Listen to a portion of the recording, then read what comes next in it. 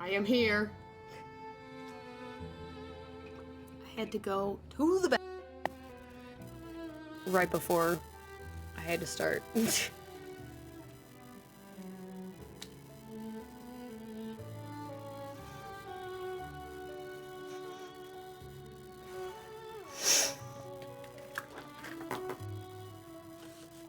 I have so much craft shit everywhere right now. Cause it's Valentine's Day weekend, and if anyone knows what I do Valentine's Day weekend, I go and scare. Hilariously enough. I still gotta set up my camera. Kirby is also here. He's behind me, but you can't see him yet.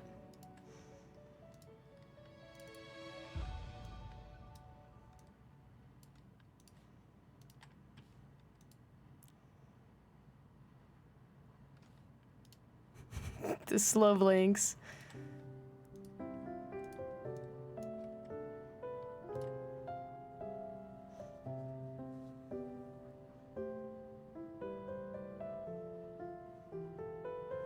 Little baby.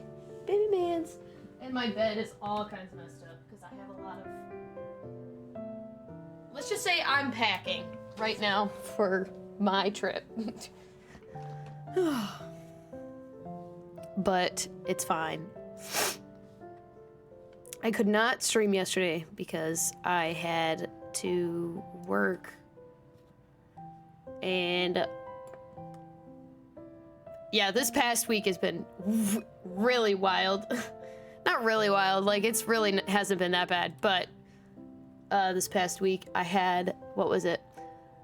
I streamed Tuesday, and I was going to stream Thursday. However, my Wi-Fi went out, and I literally had no Wi-Fi from like Wednesday to Monday, yesterday, 2 days ago. I couldn't remember what day it was today.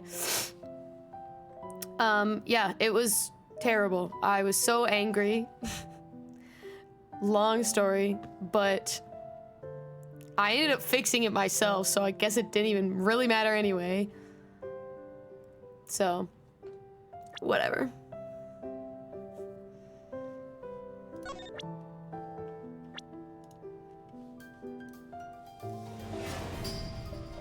Okay, you can pause.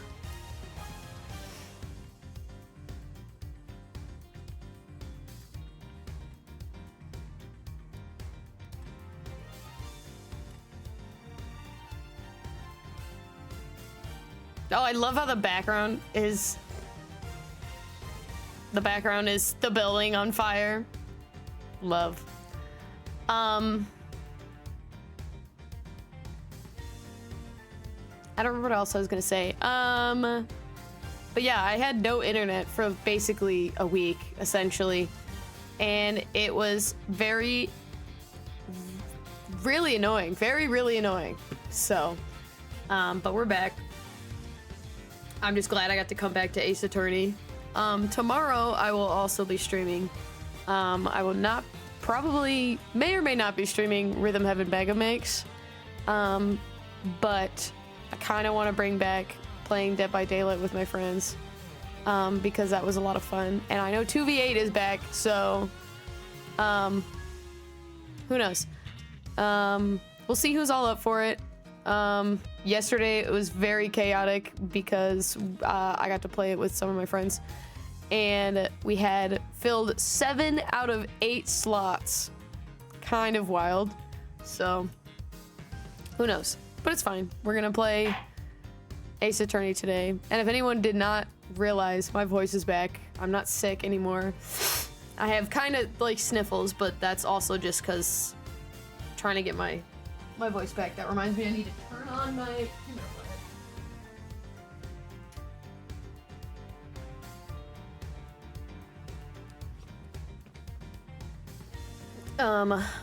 but yeah,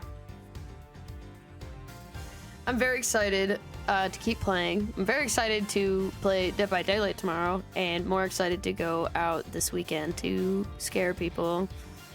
I think I've talked about it before. I don't really remember. I usually go up to a house and usually just make extra money that way.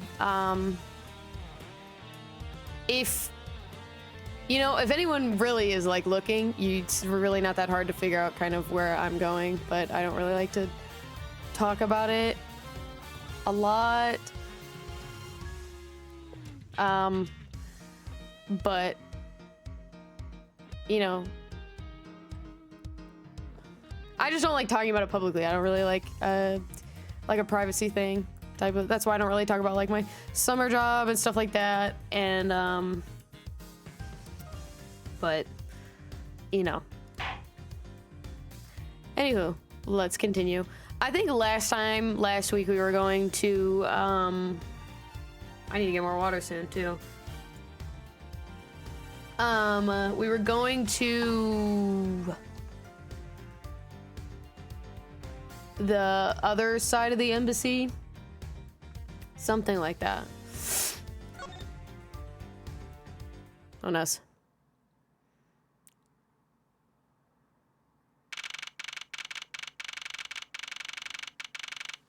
Kirby, are you ready? Beep. Oh, don't give me that. Boop.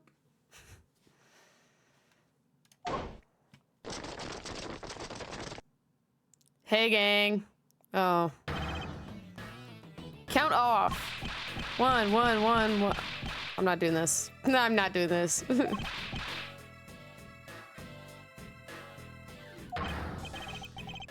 Shifu, 99 callouts, so all 99 members are most likely here and accounted for, sir. Hey, you. Yeah, you. The second number one from my right. Sir, yes, sir. Here, a birthday present for you. What? Shifu, I didn't know you knew all of our birthdays. What a kind heart you have. Shifu, you are more than a man than I will ever be, sir. I'm really sorry, but it's not my birthday.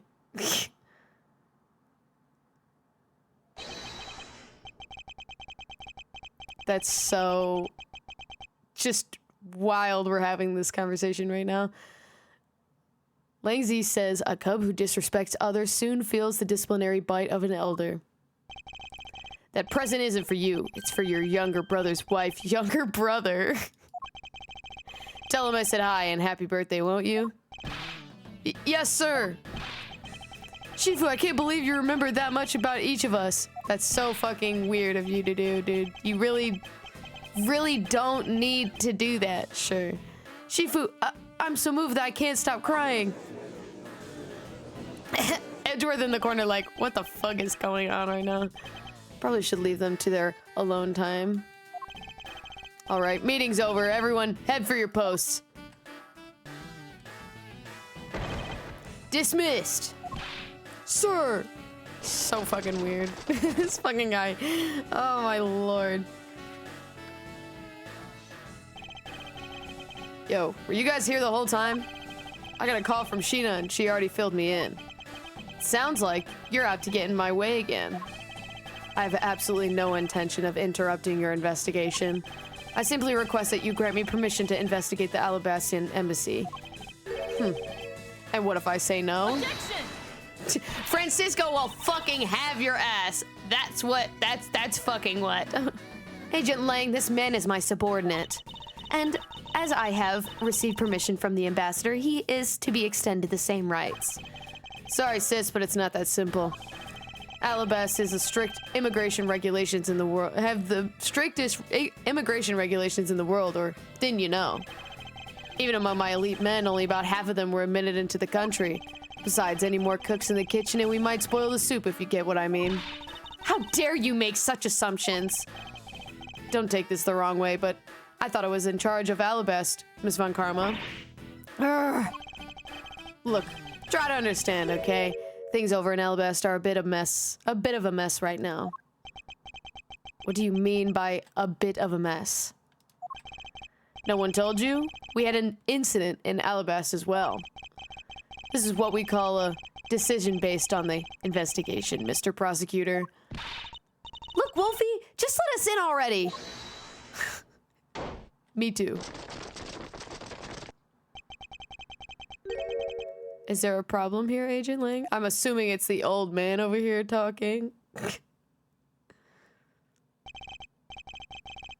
Not really. I was just having a discussion about whether or not to let these guys in. Ambassador Alba, I ask that you please allow these people to join the investigation. Do I gotta do an old man voice right now? Alright. Alright. Don't pull my leg. Don't pull. See, if me talking deep like Edgeworth, like a couple weeks ago while I was sick, didn't ruin my voice, this is definitely also going to ruin my voice.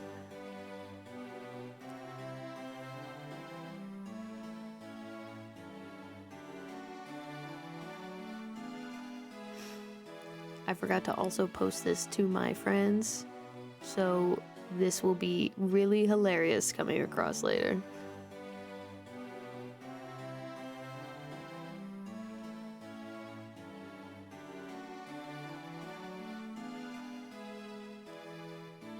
Alright, gang. Alright.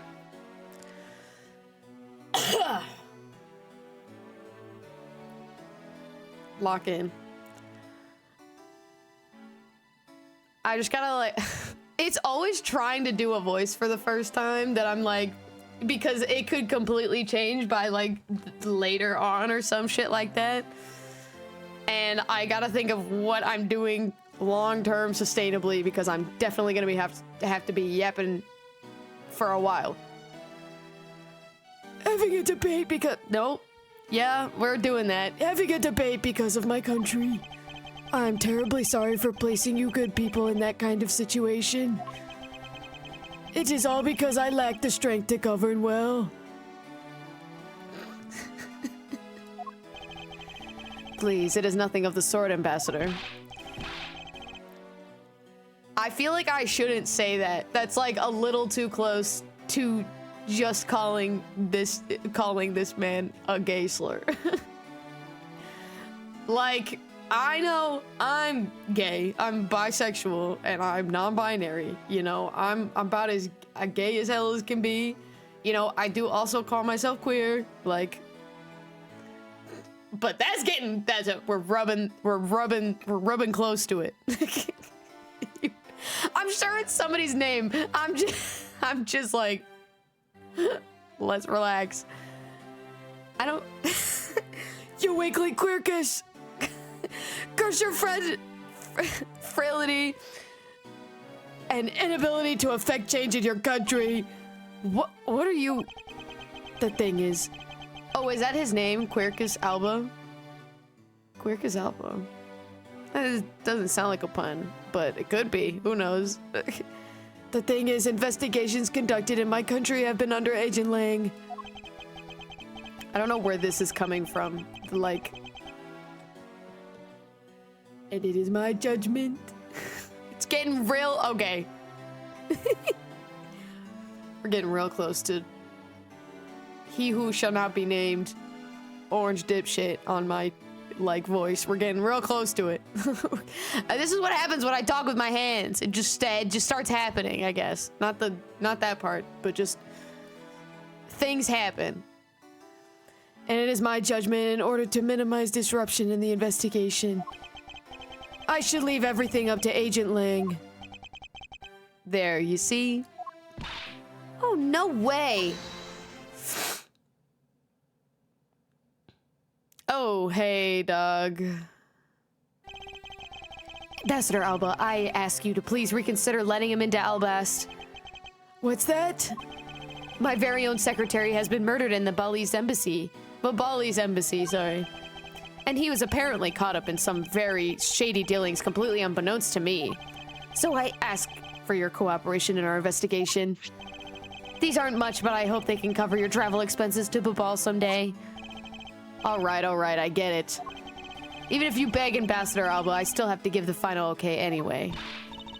All right, you hear that, Mr. Edgeworth? We're in. Not so fast, my little crow girl. You're still a witness in the Babal murder. I'd like you to please stay in the Republic of Babal. Detective Gumshoe, please take good care of Kay for me. Yes, sir. Sounds good to me. Fewer troublemakers, the better. Oh, poor Kay. I don't know what is rasp. I don't know what that sound effect is. I don't even know that. Hey, Mr. Edgeworth. Yes. So I wanted to ask for a while now, but that lady over there, is she who I think she is? That's right. I didn't introduce the two of you yet.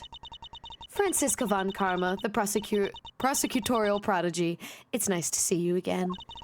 Oh, I knew it! You're the whip lady! You may address me as Miss von Karma. Miss von Karma, I leave the investigation of Alabast in your hands. Thanks. Rest assured, I will outsmart both the smuggling ring and the Yatagarasu. The smuggling ring, huh? Perhaps I should ask Franziska a bit more about them before I head into Alabast. And I mustn't forget to thank Ambassador Polinio for all that he has done for me. Yeah, go be a nice guy, Edgeworth. You've made so much progress in your investigation in such a short period of time. It's truly amazing. Agent Hicks, who I had requested, was cut down before he had completed his task. Oh! The guy that was murdered in, like, chapter 2! My bad. Sorry, I'm sorry. There is no room for further failure in my perfect investigation. In spite of that, I believe you were able to obtain some insight into the ring, correct? It was nothing. I simply made some deductions based on the smuggled item I was following. You mean the Bobbley's ink? But why are there restrictions on the export of Bobbley's ink to begin with? That's classified Interpol info. Hold it! Franziska, as your subordinate, I'm part of your investigation now. Don't you think it would be beneficial if I was as well informed as you? Point taken. Very well, I'll fill you in. Recently, we discovered some very well-made counterfeit bills circulating in Zhangfa. Counterfeit bills? Yes, as you may have deduced. The counterfeits are being made with Babal's special Babali's ink. There's so many B's that this is so hard to say fast. It's fine. And it's virtually impossible to distinguish bills made with Babali's ink from real ones. Thus, it was only natural for Interpol to keep an eye on the Republic of Babal. That's where this document comes into play, correct? Correct. Mr. Kochin was smuggling large amounts of Babali's ink. Furthermore, he was charged with running the embassy's printing equipment. That's all the evidence I need to know that he was the head of the smuggling ring. However, there remains one tiny problem. Let me guess. You still have yet to find the counterfeit bills or the smuggled ink? Yes. And while we're listing things, I might as well add the counterfeit plates to the pile. Since we haven't been able to locate any of these items in the Babali's embassy, we're looking into the Alabastian embassy next. It doesn't matter where they're hidden. Mark my words, I will find them. Period. Thank you, Franziska. Now we're gonna talk to this man. I feel like he's way too sus. He definitely is way more involved in this than like anything else. I wouldn't say he killed him. I wouldn't put it past him though. Ambassador Polinio, I'm in your debt. No, it's nothing. Because it's about all I can do for you, I'm afraid. I only ask that you please bring Manny's killer to justice. Am I looking at him? Who knows? I will, Ambassador, on my honor. Wow, you're sensational. You've really piqued my curiosity. I know they aren't much, but know that I'm giving you them. I'm giving them to you wholeheartedly. No, that's quite all right. Oh, well, how about this then? And what exactly is it? It's fountain pen ink. Known as Babali's ink, it's made exclusively in Babal. So this is Babali's ink. We made it from white crystal oil, which is mined through our mineral mines. Please accept this ink. One dip of your fountain pen in this, and you can write for hours in your organizer. Unfortunate for me, the ink in my pen just happened to have run out. I gladly accept your gracious gift. Cool. Great, wonderful. I guarantee that, oh my god, I guarantee to you that writing with our ink is an unforgettable experience. And since we don't export it, if you run out, you're always welcome to come and visit our fair nation. Talk about cornering the customer along with the market. Well, shall we get going? Okay, we're holding it. What's wrong, Kay? I didn't give permission to enter Alabas. So we're going to gather whatever info we can on the Babali side, okay? Alright, I'm counting on you two. Which is probably only just Kay. Alright, and I'm counting on you and Miss Von Karma to sniff out clues in Alabast. Oh, and Mr. Edgeworth, if you happen to come across my phony, you let me know, okay? If you tell me, I'll rush over straight away no matter where you are. I'll let you know when the time comes. He's like, please do not fucking sneak into the embassy, please.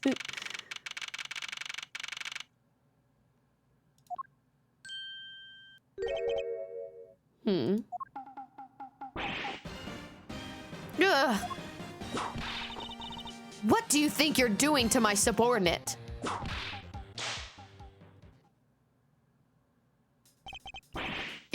You're... Okay. Let's take some wild guesses who this possibly could be.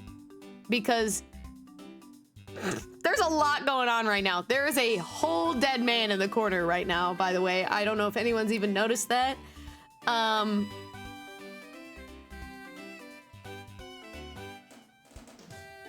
So what character could this possibly be? It's someone who knows Edgeworth. I'm trying to rack my brain, man. Who could possibly be in this game? Fucking Larry goddamn Butts, man. This fucking guy. How does he manage to fucking find himself here? Why does he manage to find himself literally anywhere, but whatever. Are you seeing this shit, dude? He didn't even pay attention. Hedgie, oh thank heavens you're here. I'm in a really, really big pickle, your lordship. The raven, it appeared, poof, and then disappeared, swoosh. And though I'm the steel samurai, my sword, it... I'm so confused, I don't know what anything means anymore. Who is this fruitcake? That was so funny. What is it? Who is this fruitcake? Me too, girl. I gotta start using that line way more often. I am Larry of the House of Butts, married man of Neo Tokyo, milady. Now I remember, this person is one of your friends, isn't he, Miles? Yes, frighteningly enough, he is. Hey, what's up with that answer? I love Larry. This man is so fucking stupid. I love him so much. He's so... Oh, fuck. Your best bud is in a bind, and you act like there's no big deal? What sort of bind are we talking about here? The suspect kind, again? Were we not just talking about this, what, last stream? 2 streams ago? Like 2, Ace Attorney streams ago about we're like, oh, who happens to get...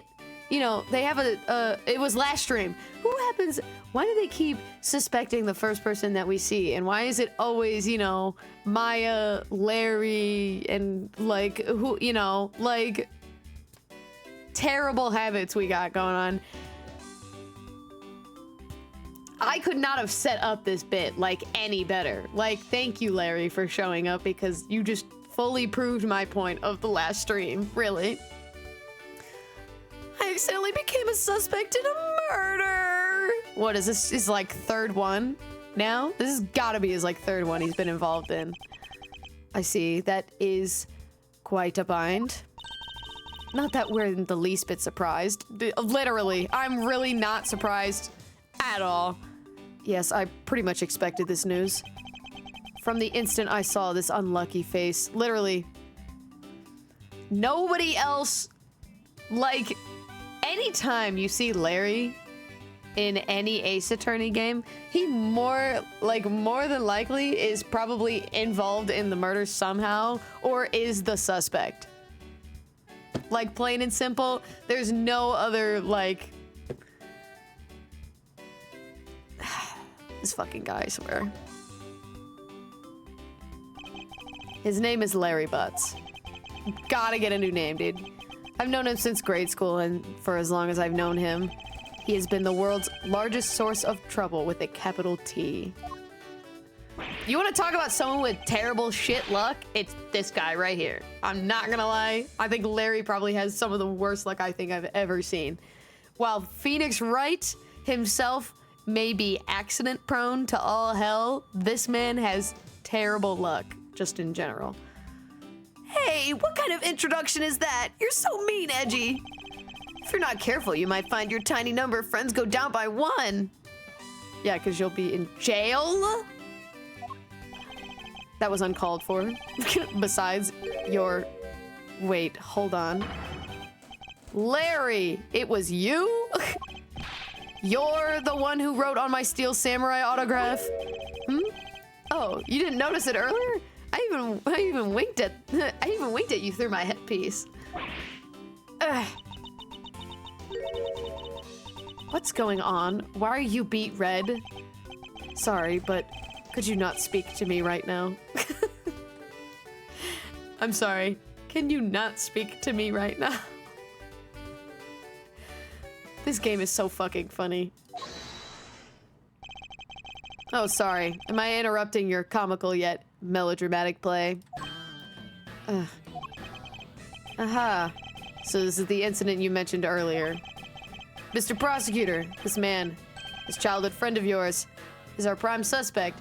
Why does this keep fucking happening to me? I know. You believe this shit? Kirby, can you believe this shit, dude? Still, not even looking at me. Yeah, can you believe this shit, dude? I know, this is nonsense. Crazy.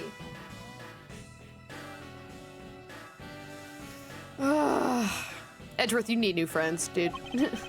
Of what, you ask? I think it's quite obvious. I had no idea. Of the murder of a man who snuck into this embassy. Mark Damask the Second?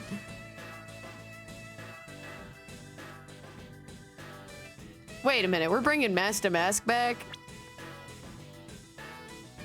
It's a prime suspect of the murder of a man who had snuck into this embassy. So they're suspecting he killed Mask Damask.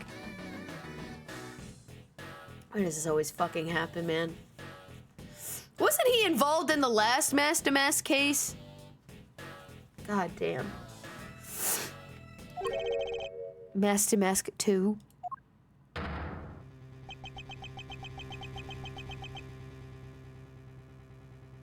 That, like, is not even... You know what? I don't really care. I mean, I do, but, like, we're just gonna move on. Only Larry could get himself into yet another mess as fine as this. But no matter what the facts seem to say, Larry is not the type to commit murder. We have literally proven that time and time again. At least twice already. Still, it's a rather daunting stroke of misfortune I've struck.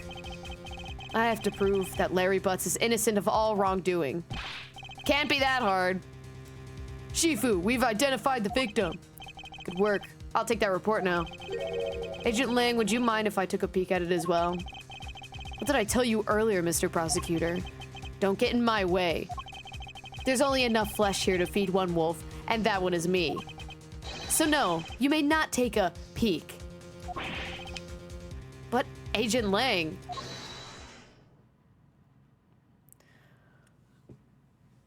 What? No shot! Well, everyone's coming back. I don't know why I'm shocked. We just saw him last chapter, but everyone's coming back. This is crazy. Agent Lang, will you allow an investigator such as myself to take a look? Yes, of course. You let the detective see the file. You're Detective Bad. You're the prosecutor, Mr. Edgeworth, right? Fancy meeting you here, Detective. You weren't expecting me? Ever since that day 7 years ago, I've chased after the Yatagarasu non-stop. I even pressured Interpol into keeping me in the loop in case a card was ever found. What incredible dedication to the case. That's what I'm saying. I also don't look like a fucking baby next to him anymore. Holy crap. Detective Bad knows the Yatagarazu's MO very well. And his passion for the chase hasn't died down in these 7 long years. That's something I can respect. But, Detective Bad, I must ask, are you going to make an ally out of this prosecutor? My only goal is to arrest the Yatagarasu. If he can get to the bottom of this case, then I'm willing to share info with him. I am in your debt, Detective Bad. Oh. Thank God. I was like, the moment this man showed up, I'm like, we're in. We're so in. About the murder of Damask 2, would you be willing to fill me in on a few of the details? When the Yatagarasu showed up, Agent Lang and I took ourselves off guard duty and put ourselves in charge of directing things at this crime scene. Taking advantage of the chaos, Damask 2, he broke into this embassy. Probably to steal some treasure or another. And I suppose he lost his life when he was forced to fight someone else in this room. Why exactly was that man placed under arrest, Detective? That samurai? He was born looking suspicious, but not for the reasons you suspect, I assure you. As you can plainly see, he is completely harmless. Well, it was just a random guess, but it's not like he's actually under arrest. He's not even under arrest! He just was there. At least we're smart enough to not assume this man is the murderer immediately anymore. I mean, teach their own, I guess. Kirby, that is not a scratching post. I give up. It's just his, there's a plastic, like, not plastic, but there's like there's a thing underneath his litter box. And he just really enjoys, like, scratching at it. It's like one of those, like, silicone plastic, like, you pick it up, it lets the litter sink through. You pick it up and you can, like, I'm talking! Yeah. You, like, open it and you can sift all the litter out without, like, you know, whatever. But he likes to scratch at it like it's a scratching post type thing. Anyway. Tonight, here at the Alabastian Embassy, Ambassador Alba was to give a commemorative speech. Do you hear this shit? Do you hear this shit? Do you hear this?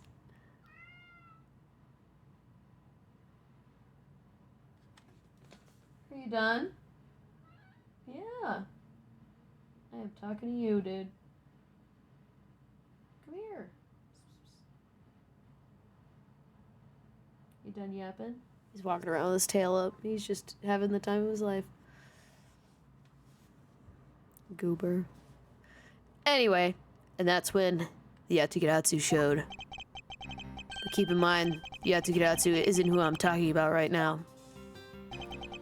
Those seats, for the guests who had been called to sit in them, were empty. A no-show? Who was it that failed to take their seat? Steel Samurai. Until the speech was to begin, each member— Hello, you scared me. Come here. If you're coming up, then do it. Psst, psst. I am not sitting here all day for you, cat. Hey. Thank you. Till the speech was to begin, each member of the entire Steel Samurai family was to wait in a separate room. However, for some weird reason, that man was spotted in a different location than his assigned room at that time. And where was he? He was on the roof with one of his legs down a chimney. Larry. Larry.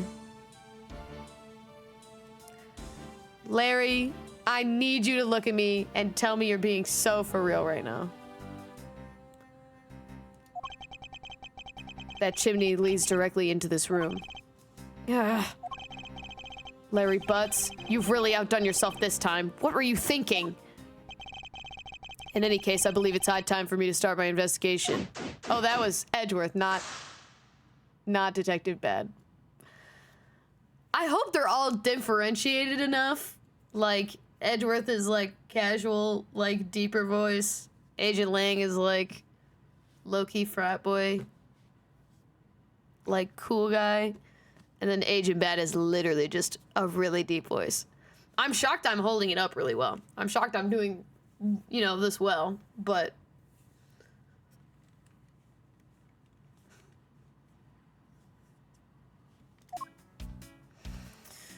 Alright, gamers. How about we go talk to Larry? Why not? Let's get that out of the way. Larry, there are a few things I need to ask you about. Honestly, when we walked up and he took the helmet off and Edgeworth low-key freaked out, I genuinely low-key kind of thought it was gonna be Old Bag. Like Wendy Oldbag from like the first and second game. First and third game? I don't know if she was in the second game, but anyway, I like low-key thought it was gonna be her for a second. I'm glad it's not, because I can't fucking stand her. Hey, how about that? I've got a few things I'm gonna ask you too. What is it? It's like, both you and him. How is it that the two of you always manage to have some cute or hot girl by your side? And Franzi, what about that promise you made to me? Promise? What promise? I need him to elaborate on hot girl, considering the two girls that are by my side are my adopted sister, who is over the age of 18, and the other one is a child who's, I believe, 17, but is still a child.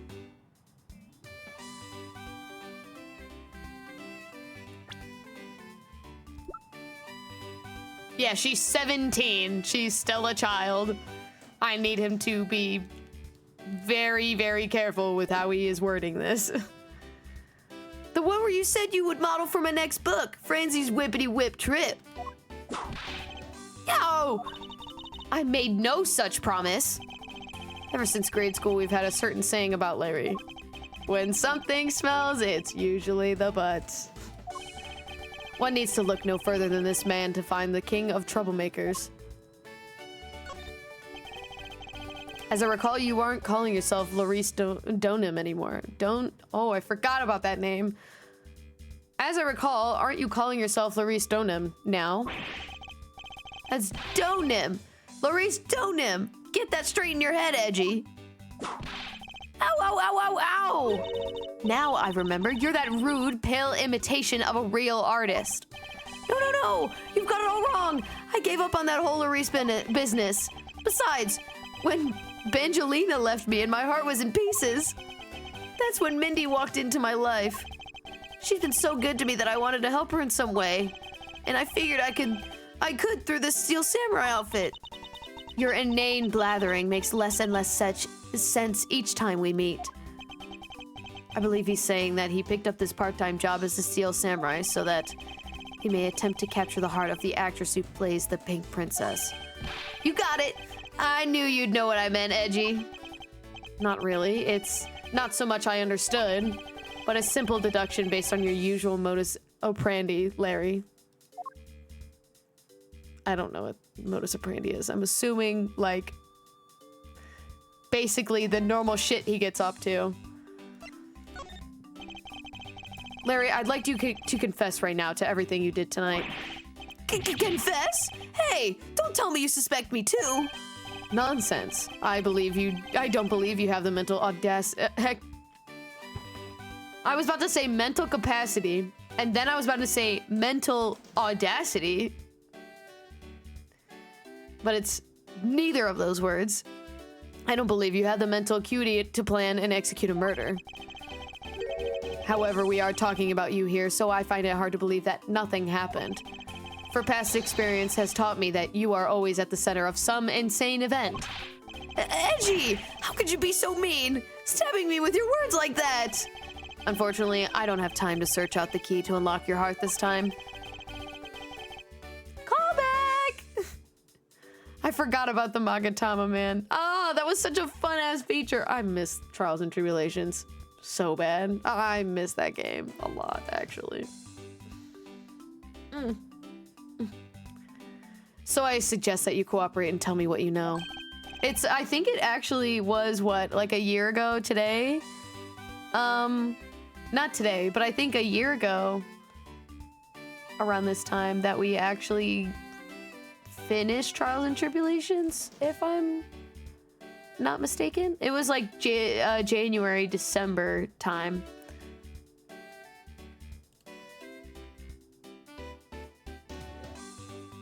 Hold on. Why is my stream dropping? Is it still looking fine?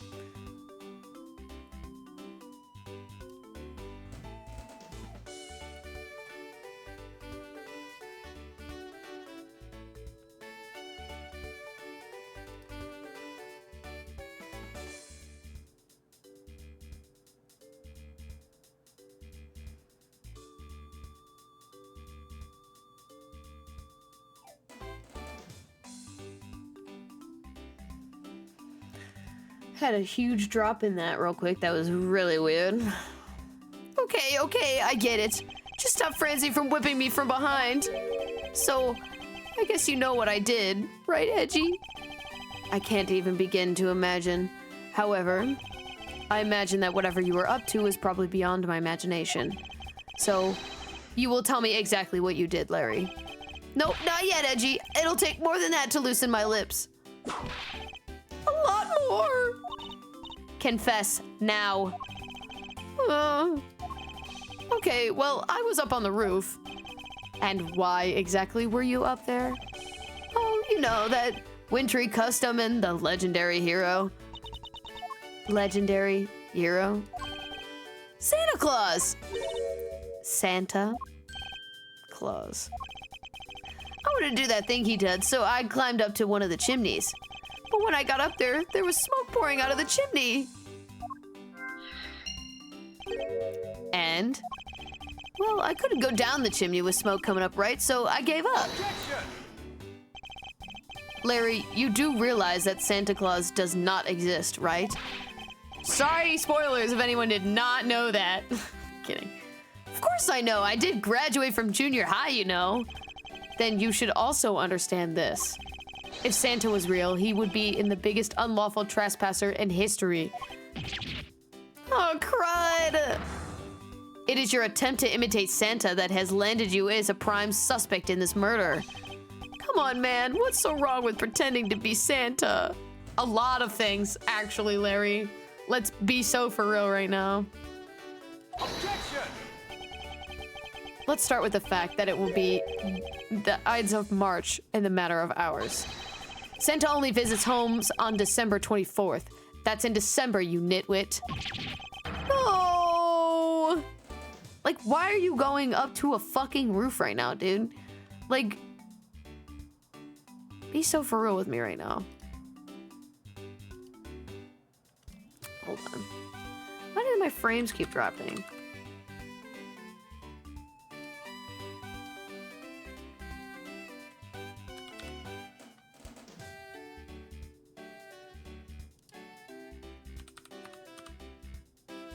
Never mind, I think I know why.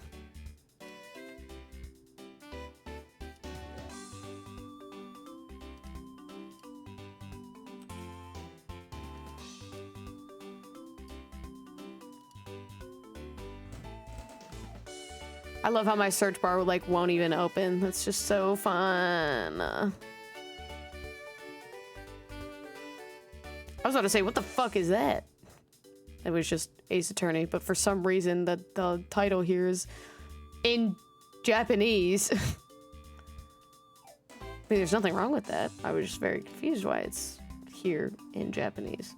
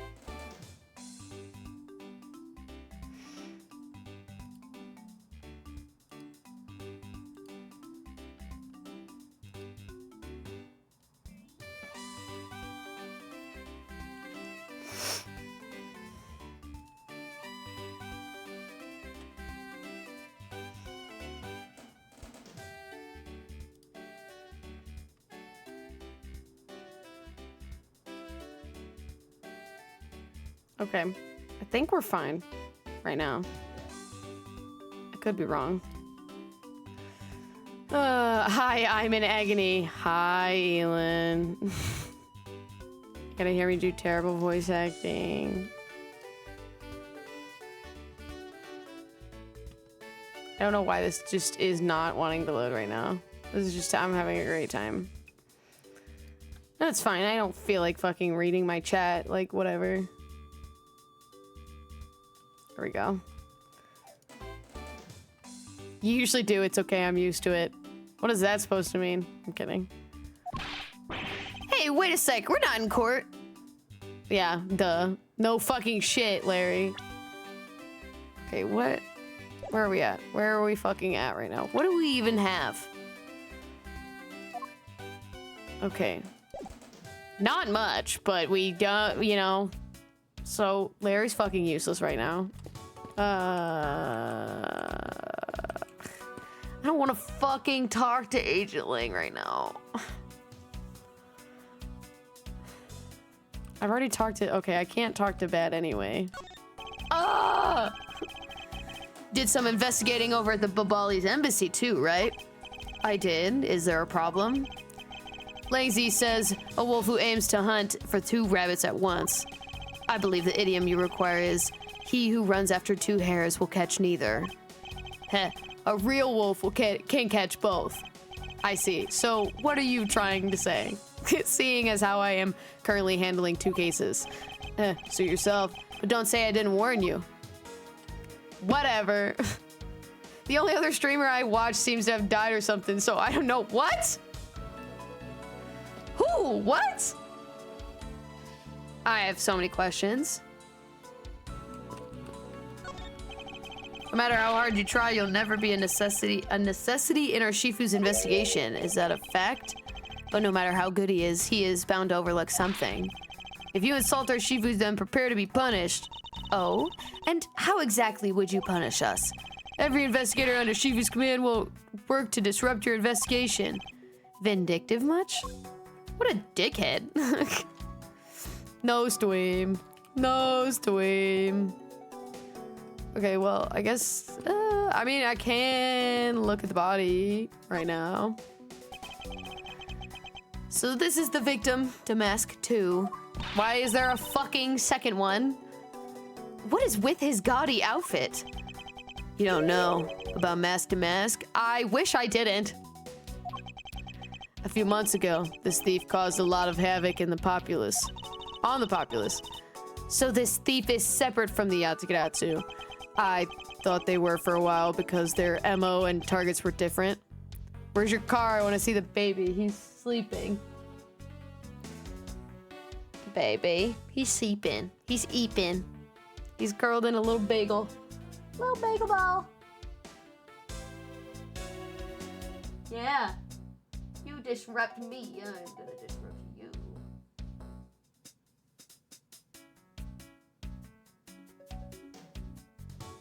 He's mad I'm cutting him awake.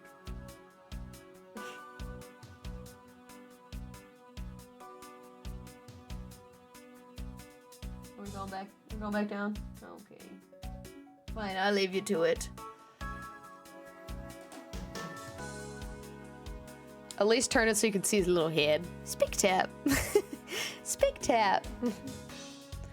The poor vocal stem I have not even said on stream. That's hilarious. I'm not even gonna elaborate. I will not elaborate until tomorrow, actually, on tomorrow's stream. Because our MO and targets were different. Damask likes high value trinkets and jewels, and being gaudy is his signature. Gumshoe was in charge of that investigation, so he'd know more about Damask. That's all right. All I'd probably hear are tales of his failure anyway. You haven't changed a bit, I see. You damn right she hasn't. In any case, let's get started here, shall we?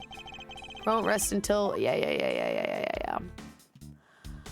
All right, fuck you guy in your hand. What is he holding? It looks like a piece of paper from a notepad.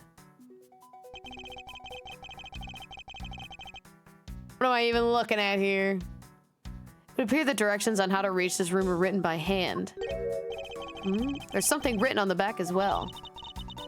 I'd like you to steal the Primido statue in this room.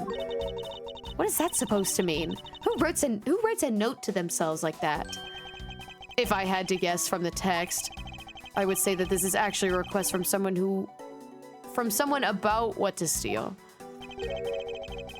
Just who is this person that requested the theft of the Primido statue? And why did they manage to kill another fucking Master Mask?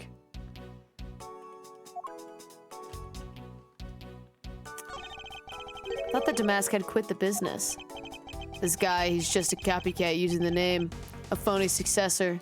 Yeah, he's a piece of shit! He's just another petty thief.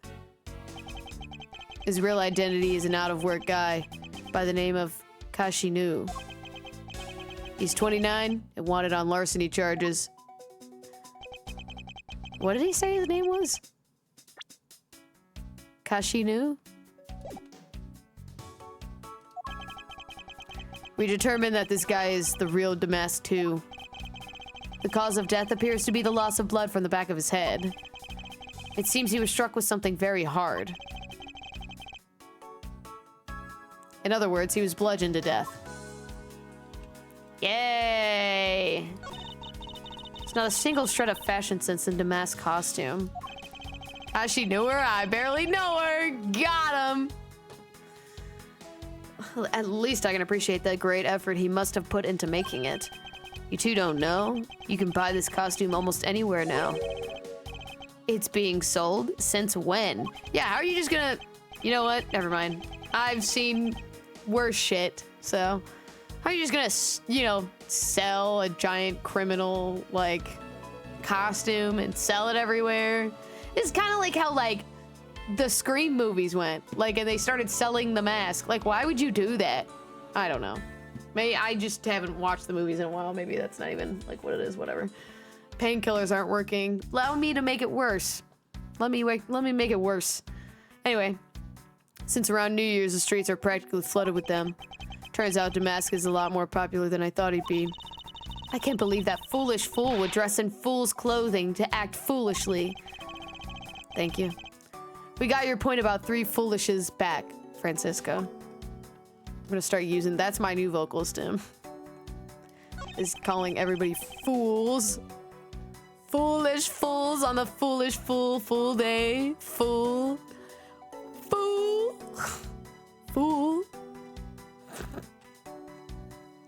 Stupid. So this is the murder weapon in this case. There's blood on the blade. It's a rather sweeping sword, isn't it? What did you expect? It's a steel samurai daddy's secondary weapon. I only call it a secondary because although he uses a sword most of his battles, it's his trusty samurai spear that he turns to in a real fight. You sure know quite a bit about the Steel Samurai. That's only because I saw the stage show earlier. Right.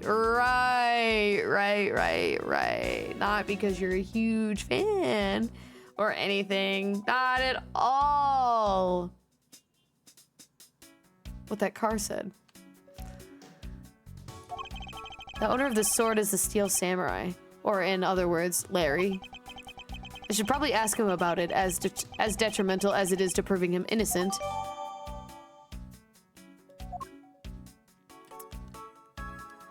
And what is this random-ass fabric? I suppose this was the wrapping cloth Damask II used to carry his stolen goods. But there's nothing wrapped in it now.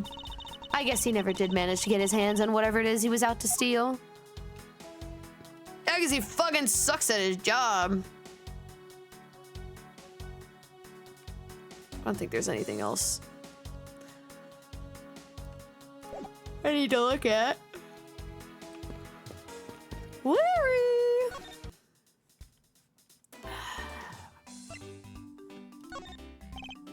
Larry, about the samurai sword that was used as the murder weapon.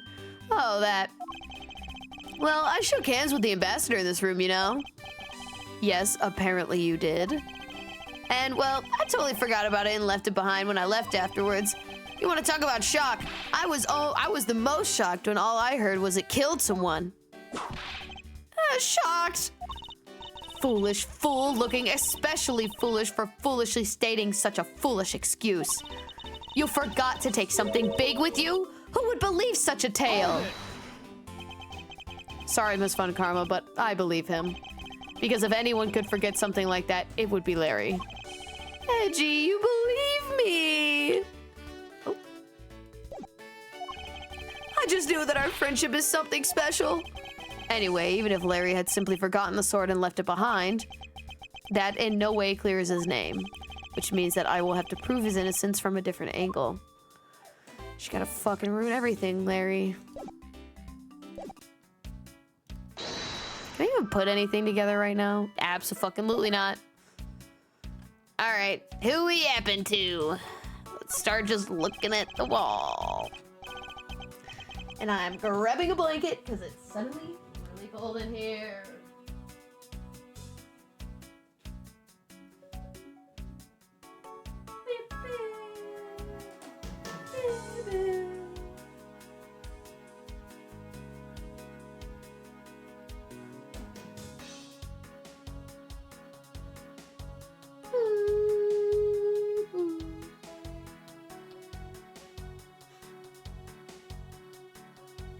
Sorry, I'm messing with my cat. I can't help it. He's too cute. All right. Yeah.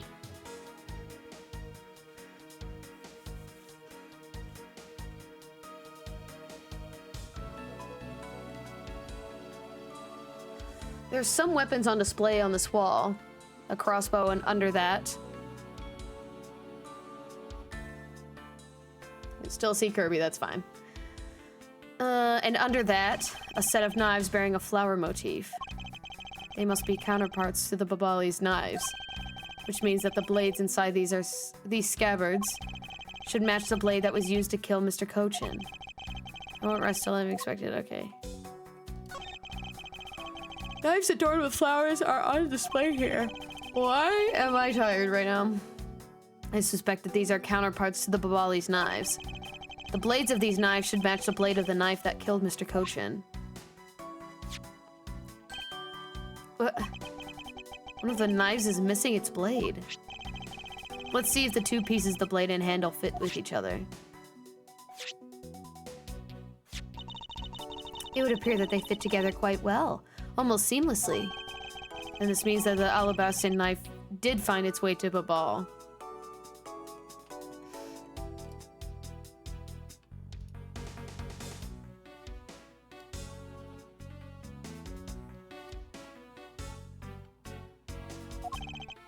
But how?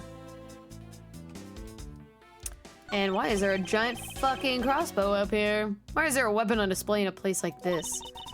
I wonder why there are no whips on display here. Whatever you say, Franziska. It's the Steel Samurai's primary weapon, the samurai spear. Isn't it awesome? I totally fell for this thing. It's sleek and shiny just like my heart. It comes at you like whoosh. And when you hold it, you just want to live life like bam. You do well to watch what you say, Larry. Although it is just, as Larry says, the spear is quite the symbol of valor. However, speaking of spears, aren't you supposed to use them by thrusting the point straight at your opponent? I'm not entirely convinced the spear is up to the task. What's wrong, Edgy? You're just staring off into the distance. Oh, I get it. Tell you what, I'll tell you the studio to make you one, okay? But this one's mine. Did I say anything about wanting one? Maybe I can shut him up if I show them a piece of evidence. I will point something out about this spear.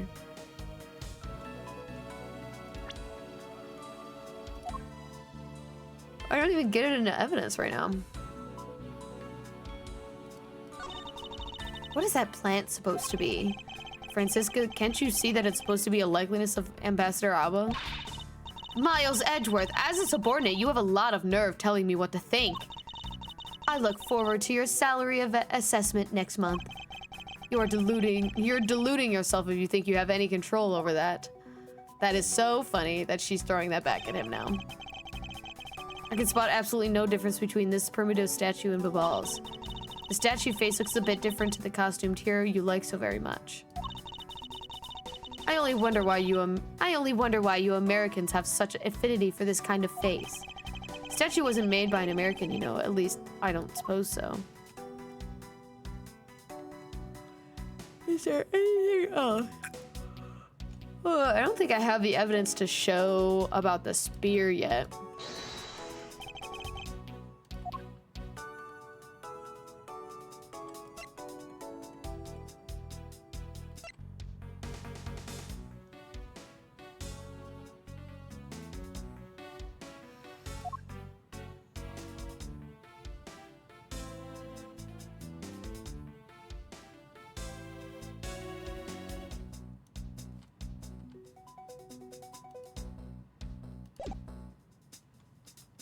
Okay, well, I don't think I have any, like, real evidence yet, so might as well just start looking at stuff. There was the exact same statue sitting in the Babali's office we examined. It's the Primido statue. It was a national treasure of the Principality of Cadopia. There's only one of these statues, meaning that one of the two is a replica. But both Alabas and Babal claim to have the real thing. What an incredibly childish fight to have.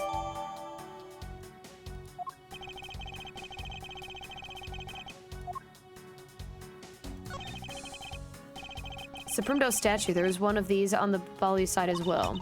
I hear it's very valuable and made of pure gold. It was a national treasure of Cadopia. There's only one of these statues, meaning one of the two is a replica.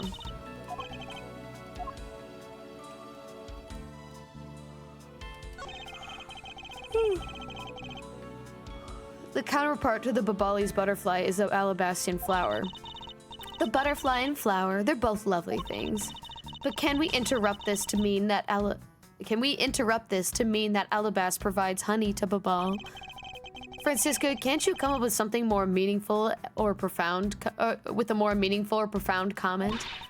Very well then, let's hear what sort of profound comment you can come up with. Well, flowers cannot survive without the butterflies that spread their pollen, and butterflies cannot live without the nectar that flowers provide. It's either one were to disappear from the equation, neither would survive. How was that, Miss Von Karma? Your explanation took so long I nearly fell asleep. Well, let's continue the investigation. Franziska, why can't you just admit I had something there?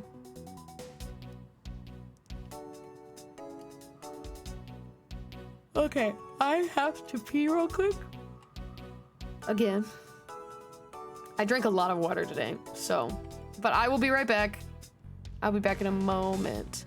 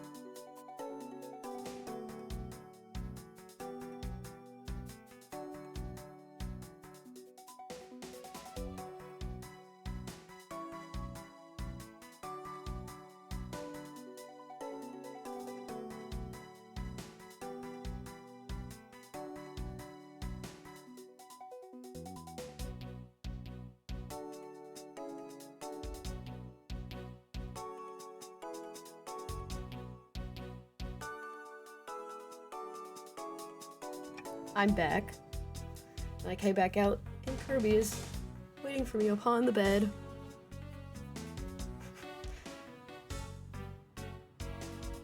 I don't know what he did to it, but... Kirby.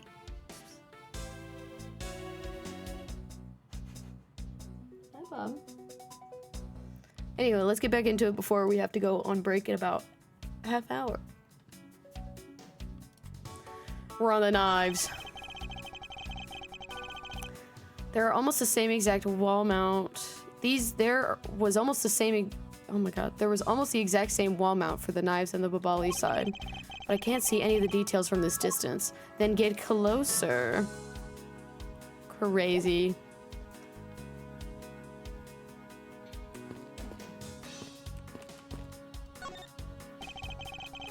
The person shaking hands with the steel samurai in this picture is Ambassador Alba. It was taken just before the murder. How they print it out so quickly? Oh, well, I guess printing. The steel samurai must be very popular. They're even using the national treasure as a backdrop. I just don't understand. What exactly is so great about the top knot up there? Clearly there is a depth to this show that a young person like you can't fathom. Speaking of young people, aren't young children the target audience of this show of costumed actors?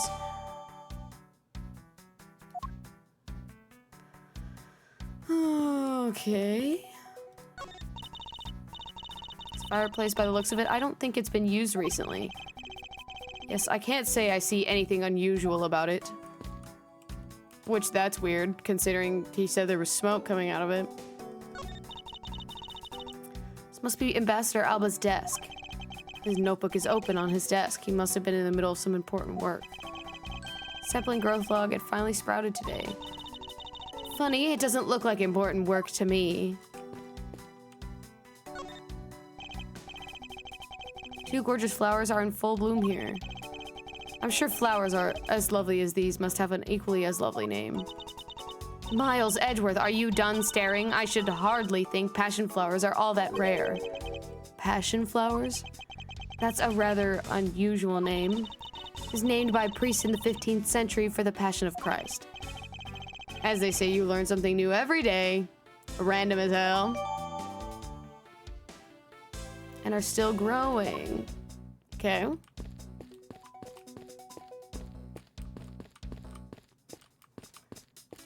What else can I look at?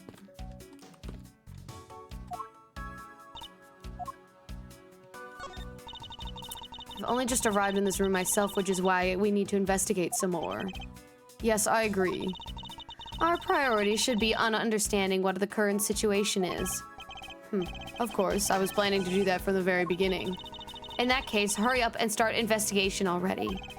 I will, so let's get started.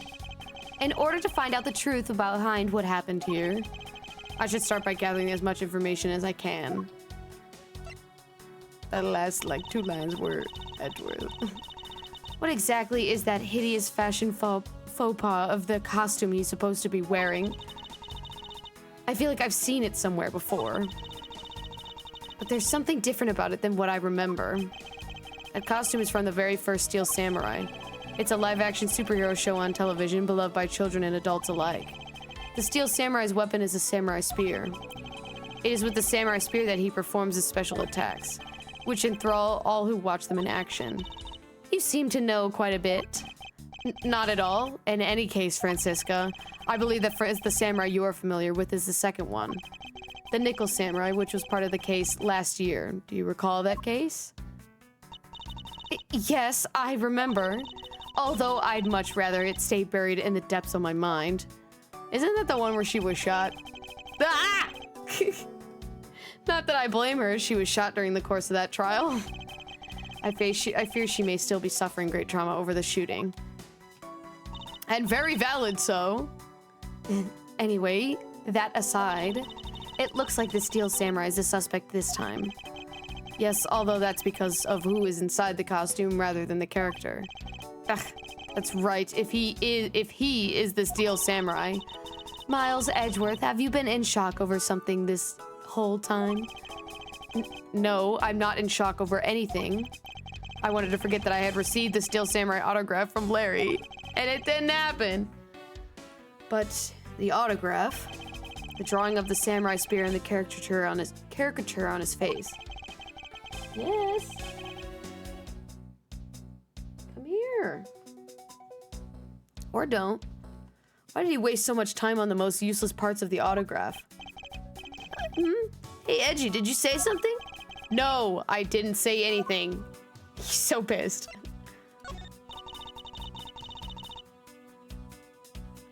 It's a statue of the founder of Cadopia, Primido. Primido? Hi.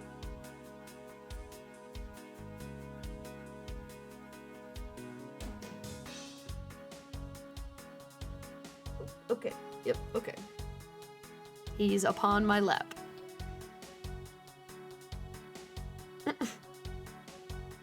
Hi, Bubby.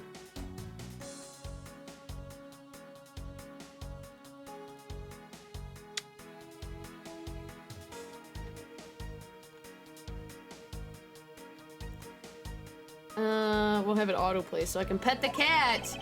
That's exactly right. Even we're not allowed to touch it. Not without the ambassador's permission, anyway. If we lay a single finger on it, bam, it's instant jail time. Understood? So it's that precious of a national treasure that a single touch can lead to an arrest. And yet, I sense that there is something off about this statue. What is the source of this unease I feel? I don't know.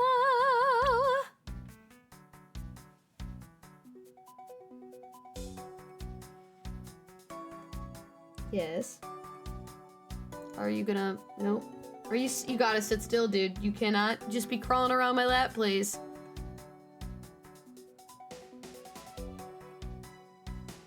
Well, now both of my hands are trapped.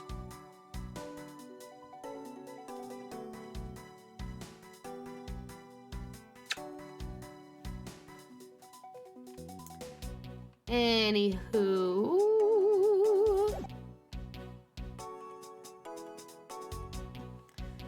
Can I present her with anything?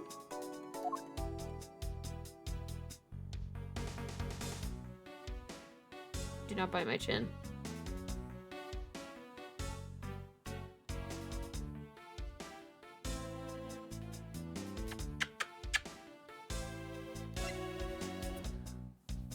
Okay. What do we got going on? What's going on here?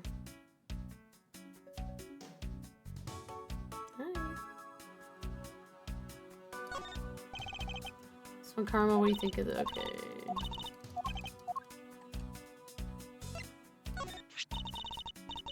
Passion flowers. They are the most beautiful flower. Indeed, they are a magnificent species. But always be mindful of the fact that beautiful flowers have painful thorns. I suppose that advice coming from a woman with a whip is best heeded.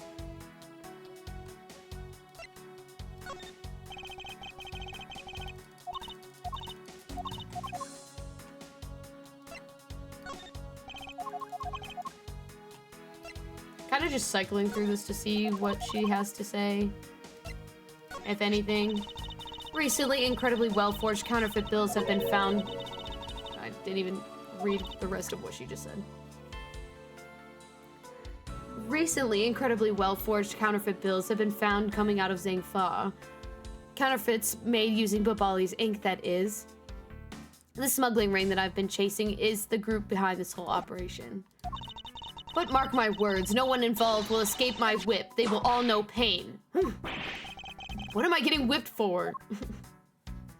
Me too. Kirby.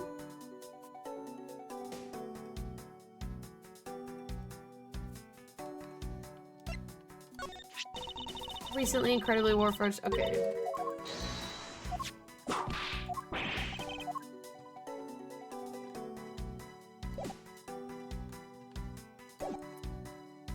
Okay, well, I gotta be missing something.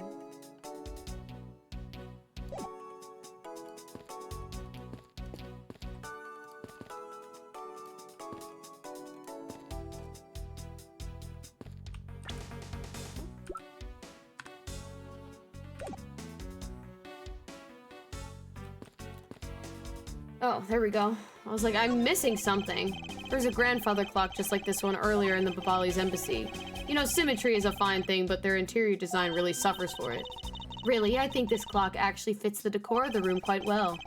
I suppose the wood does suit the all-natural atmosphere of this room. Its design and the material is made of strikes a... See? I can't do it while petting the cat, man. Stop! Its design and the material it's made of strikes a good balance with the plants.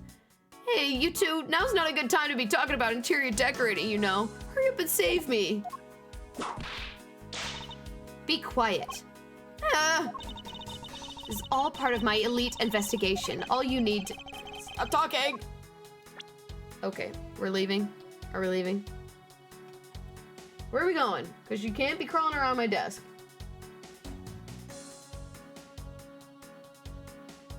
Okay, nope, you're getting ejected. Evicted!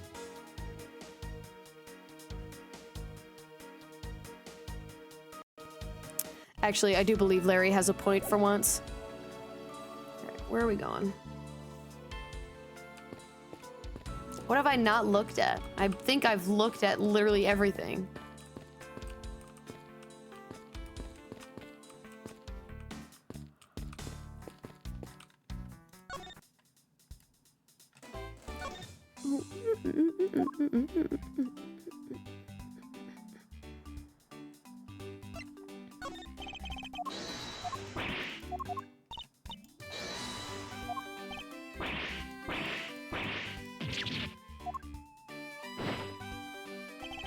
Now this is a trip I'm willing to endorse, especially if we can finally get some peace here. That's hilarious. Oh, hey, it's the Steel Samurai. I want you to answer this for me, Larry. And depending on the answer, I may let you live. The Steel Samurai that was up there on stage, was that really you? Yep, sure was. Larry, you... Steel Samurai Sushi Slash.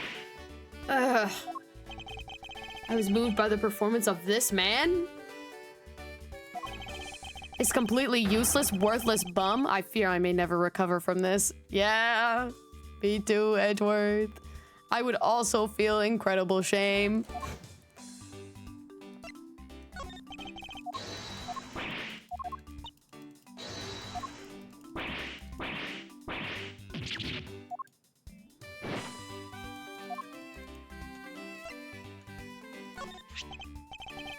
Hey, that's an official Steel Samurai weapon. Huh? What? You want me to do it? Oh, you have no idea how many fans ask that of me. What are you prattling on now? About now? Steel Samurai Sushi Slash. How was that? I bet it sends shivers up your spine. Ugh, I let myself get caught up in being a spectator. How could I have failed myself?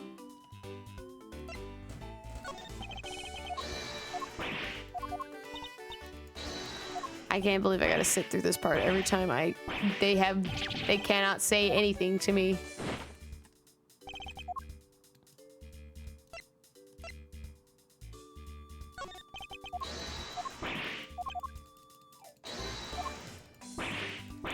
I doubt he'll have anything to say about the ink, so I just won't even bother showing it.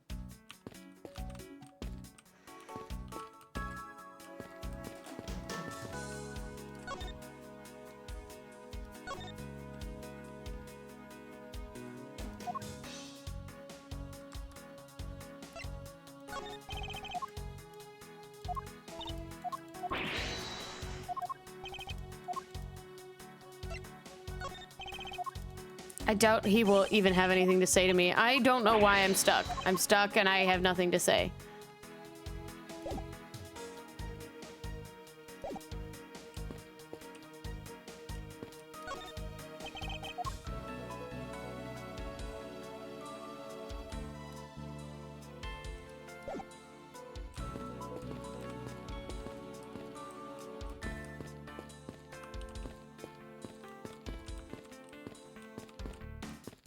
Oh. I was like, why is this not working? Counterpart of the bubblies. Butterfly is alabaster and flower. The butterfly and the flower, they're both... Yeah. We've talked about this.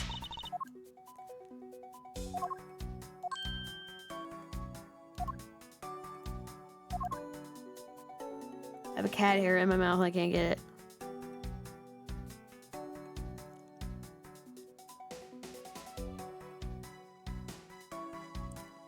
I don't even know if I got it. I am absolutely missing something and I cannot figure out what it is.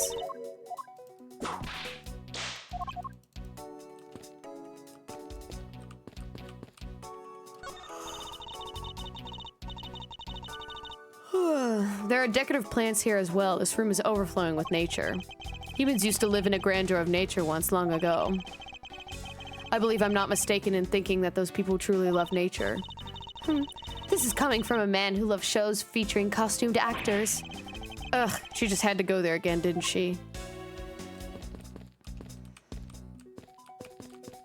Somebody please help me. I don't want to look up a walkthrough.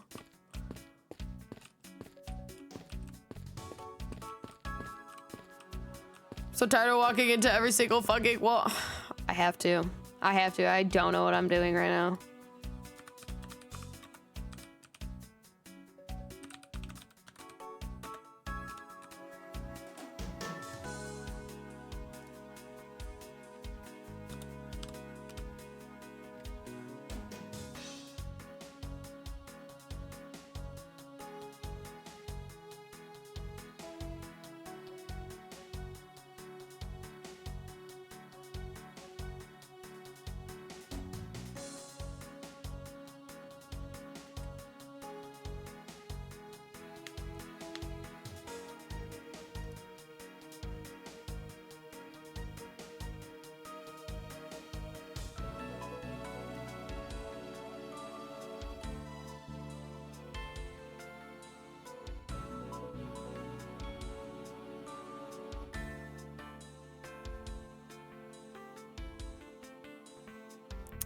Oh, what? Okay.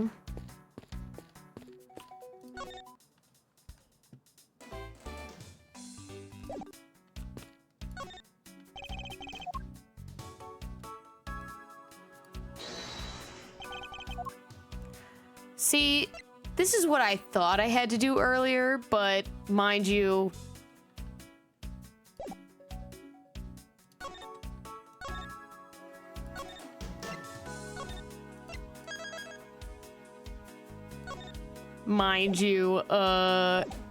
you know, I don't really want to waste it.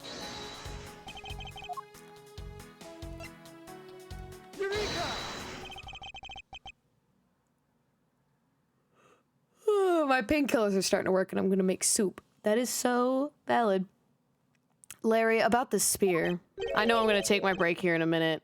Like, please don't dance like that.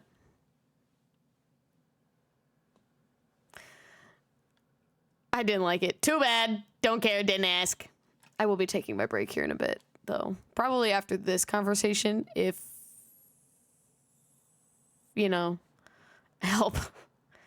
Oh, are you feeling it? Bam! I thought there was something strange about this spear. Tell me, Larry, is it just me or is the spear a bit bent? What? No way! It's exactly as it should be, yo!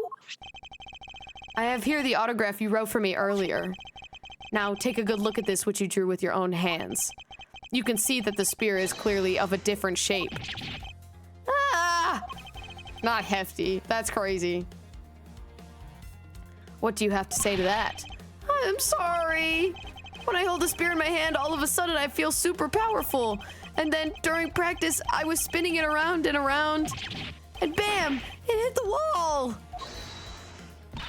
You unbelievable! This is an embassy! But I've always been like that, ever since I was a kid. One time, on an overnight field trip, I bought a fake sword and played with it real late in the night. I'm just a useless, hot-blooded man. Larry, clarify that for me, will you? Okay, so it was some field trip and I began to shadow fight with myself. Not that. I meant what you said earlier about spinning the spear and hitting the wall. Oh, that. It's no biggie. It's not like I left a hole or anything. That's not why I'm asking, Larry. The samurai spear is made of metal. I somehow doubt that a move as simple as spinning it around would cause it to bend. Man, Edgy, you're so naive. What? Where did that come from?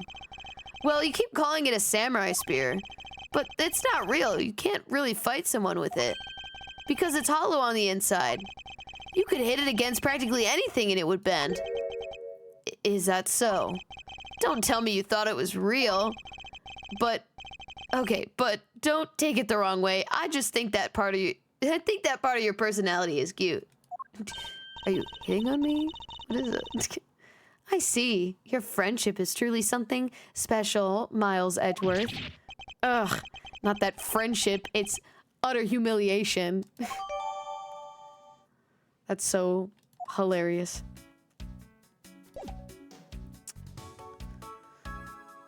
Well, now what? Oh, hello. Oh, thank you for the bits. Got a giant handmade Valentine's candy bouquet. I can't eat it. I'm gonna go seaside. Please. Why can't you eat it?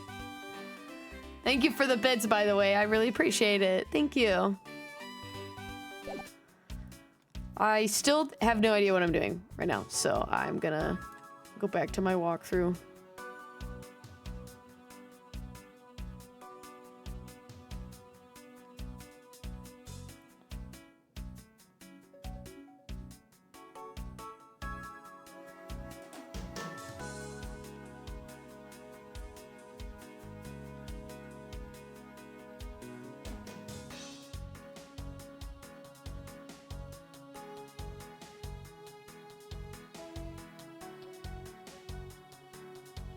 Okay.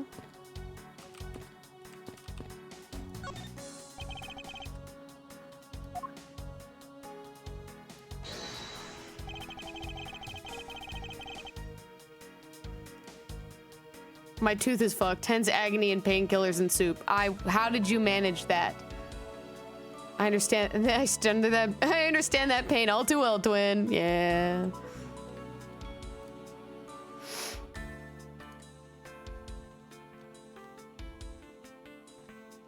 Yeah, it's very, very unfortunate. How did you manage that, though? Spot somehow... Okay. Where is... What did it just tell me to...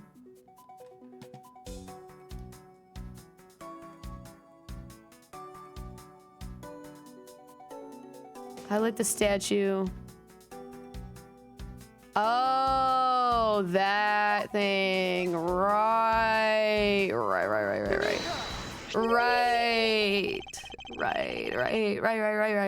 Right. I am not locked in today. Like, at all. It's been severely damaged since I was like 10, but it never hurt. But never hurt and didn't cause problems, and it decided to start killing me today. It's getting pulled on Monday. Period. Oh, you gotta last the whole weekend with that. And you can't have any candy this weekend. Boo! Look at this photo and tell me what you find odd about this scene, Miss Von Karma. The apparent joy on the ambassador's face as he shakes the top-knot's hand. That's not it. I was trying to point out that the statue in the photo is facing a different way. Shout out to Automod for catching that. Yep. That's hilarious. I'll allow it. It's not gonna show up on... Oh, never mind, it will. I was like, I don't think it's gonna show up on stream. It will. It's a life... Oh, yeah. Ugh. What is it? Tylenol and ibuprofen? It's basically... I've been dosing, don't worry. Please, dude. We advise healthy drug habits on this stream. Although I have literally done the same thing. You're right. The statue is a national treasure. As such, only an ambassador or a secretariat-level person is allowed to handle it. The fact that the statue is facing one way in this photo, and now it's facing a different direction in the preserved crime scene, is proof that someone touched this statue around the time of the crime. Hooray! It'll be known by the weekend. Okay, finally, we've reached the end of the investigation part. I guess that about wraps up my investigation. Now, who the fuck is here? That's... Yo, Pink Princess, how you feeling? Still feeling ill? We're just not gonna say anything. And yet another strange character comes out of the woodwork. And so the Pink Princess comes to pay the Alabastian Embassy a visit. I believe I may need to speak with her as well. Great! Who the fuck are you? Miss Pink Princess, I have a few questions I'd like to ask you.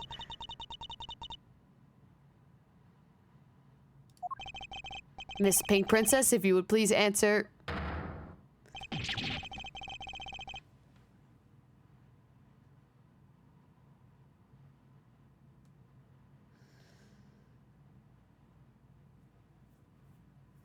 Did I not fucking say earlier that I was so worried that fucking Wendy Oldbag was in the Steel Samurai costume? Oh, you can't see it. Hold on. You can't even see it. Hold on. I'm so sorry. Ruins the whole bit. Hold on.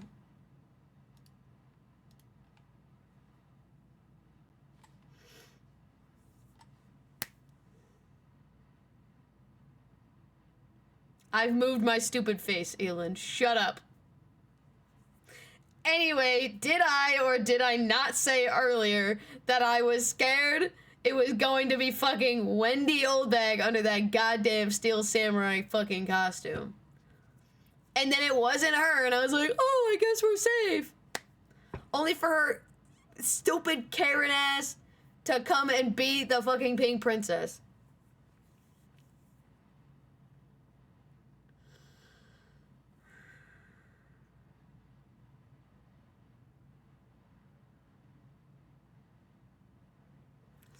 I fucking hate Wendy Oldbag, bro. I hate her so bad. I do not like her at all. I don't. So this is devastating, as you can imagine. You're an old bag. Shut the fuck up. Geriatrico, shut up, Aelin. This must be what they call fate.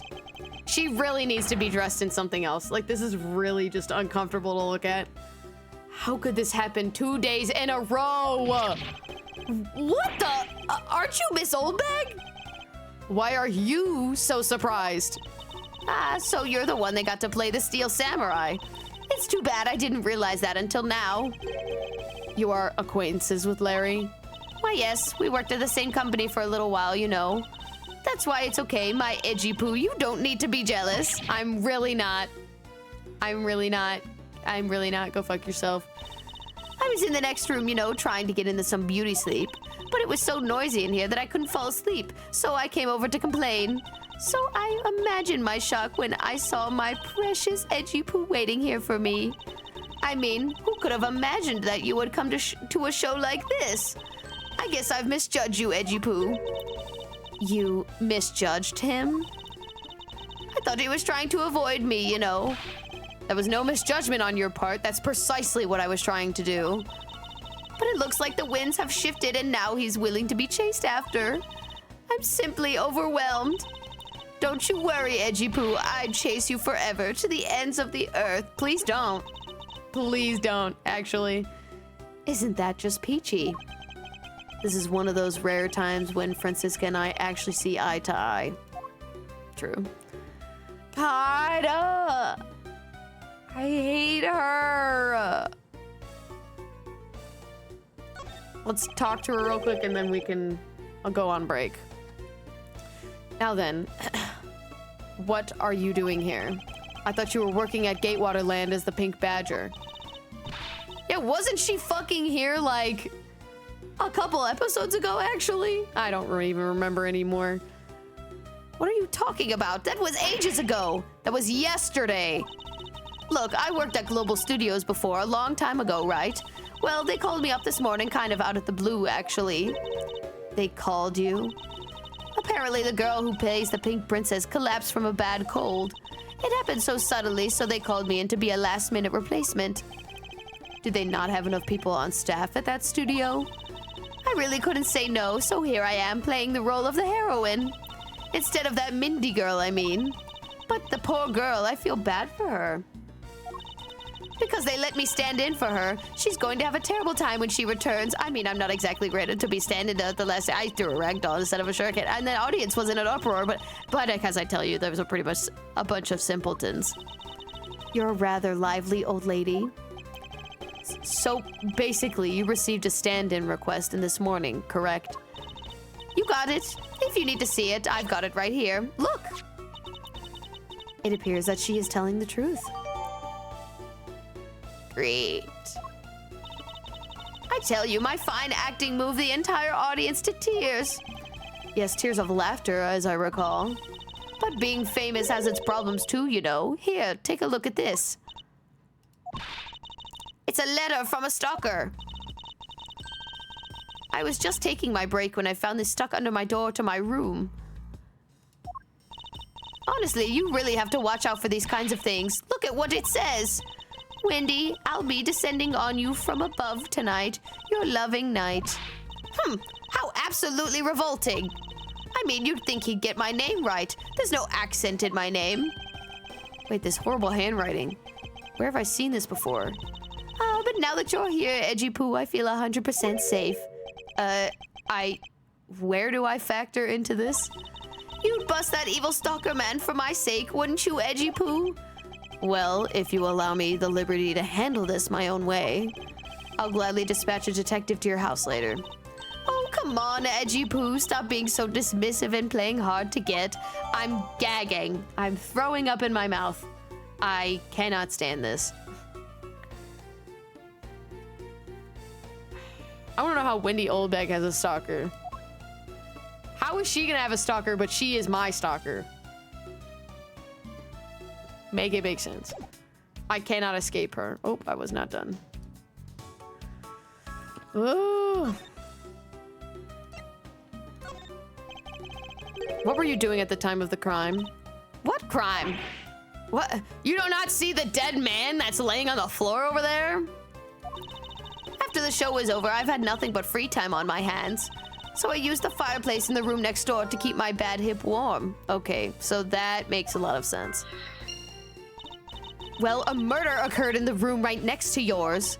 Is that right? Oh, Edgy Poo, I'm so scared. Hold me, caress me. Hold it. If you could please not cling to my personage. In any case, I take it then that you failed to show up to the Ambassador Alba's speech?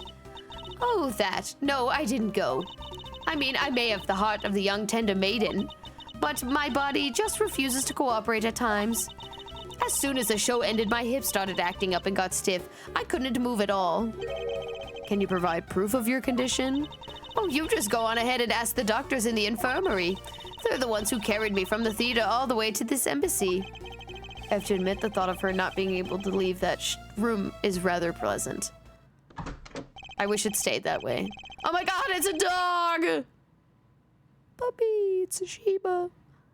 Prosecutor Von Karma, I brought the police dog as you requested, sir. Good work. You may leave now, officer. Puppy! This dog requested the assistance of a dog in our search for the Yatakiratsu. Oh, that was Franziska that said that. Looks like you guys have some pretty bright dogs in the country, too.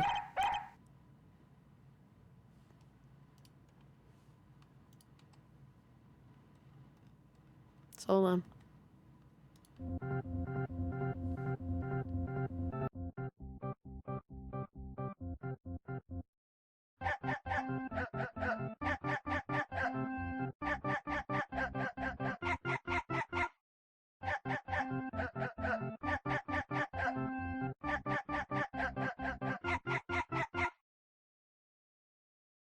Anyway. Hey, you're a real cutie, aren't you? Yeah, that's a good boy. That's the police dog Gumshoe's been taking care of. I think its name is Missile. Oh, Missile appearance! I love Missile. I haven't seen Missile since the first game. Literally, that was the first time and like last time he's been mentioned, I think. What a fitting name for a police dog that dashes out in front and attacks. That action alone isn't exactly what's going to solve the case for us, you know. Now, Missile, I want you to find some clues. Go. Good boy! Oh my god. Immediately found something. Good dog. You really are quite bright, aren't you? Unlike a certain someone I know. Now, what do we have here? What is this? It looks like a small hot dog, but... wait, Franziska, isn't that an official samurai dog? Oh, lol. No, bad Missile! He ate it. I wonder if it's alright for him to eat that. It's just a meat substance snack featuring the steel samurai. I'm sure he'll be fine. It's quite a bit of information you gathered there in just a single quick glance. We should really be focusing on why there was a samurai dog in there in the first place. It looks like that snack wasn't all Missile found. Oh, and what do we have here? It appears to be a lady's undershirt. I wonder if Ambassador Alba may have had an interest in cross-dressing? Really? That's where we're going? Franziska, that's where we're going? I somehow doubt that. Doesn't look like the shirt would even fit him. A samurai dog and a lady's undershirt. What are these two items doing in a room like this? Given the circumstances, the lady's undershirt could only belong to one person. Suppose I should get this over with and ask the owner of said undershirt about it.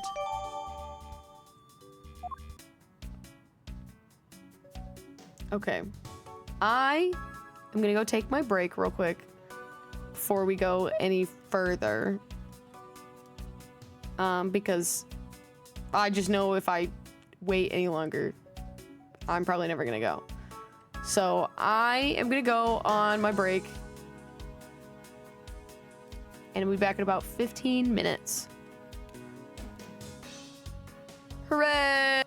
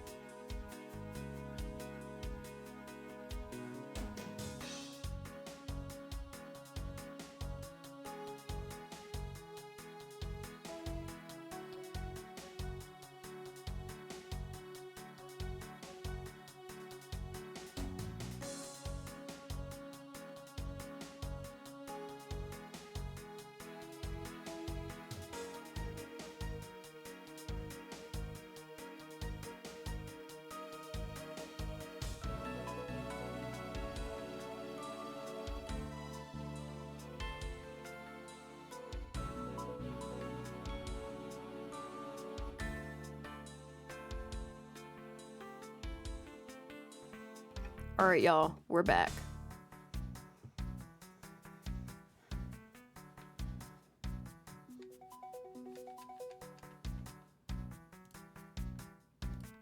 And we've moved my camera back.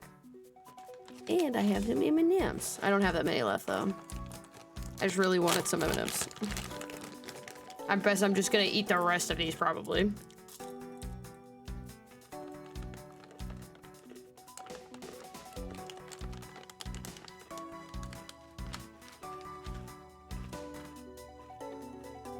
Okay.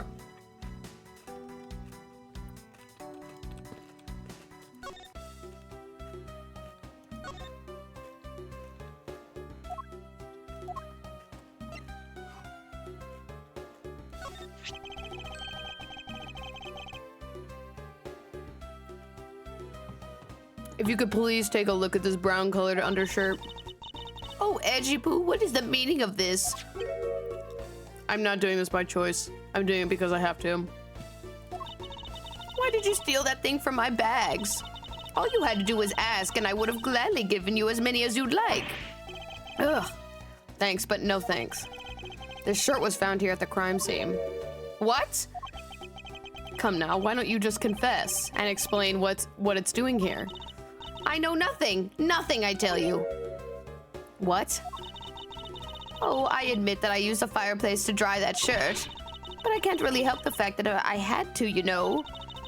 Wearing the pink princess costume is like being in a sauna. And on top of that, I get... I don't think we should say it like that. I get fingered as a suspect? I don't think that's how they say it. You're too cruel, Edgy Poo. Are you claiming that you'd ever once set foot inside this room? Of course I am. If I had been the one to find the body, do you think I'd be as calm and relaxed as I am? I tell you, it's always like this. One way a tabloid article is missing, the camera's missing, they're missing. Speaking of missing, there's a matter. When we got married, I tell you, I get proposed was that. See, I can't even like fake talk fast. It's so like nonsense. Well, I don't believe she's lying about her actions. So I can safely assume that she was really drying her shirt in the fireplace on her break. Somehow the undershirt managed to move from the next room to this one. I assume the samurai dog was also yours? Ah, that brilliant mind of yours. You really can see through everything about me. And so the feeling of dread continues. Suppose I should ask for more details.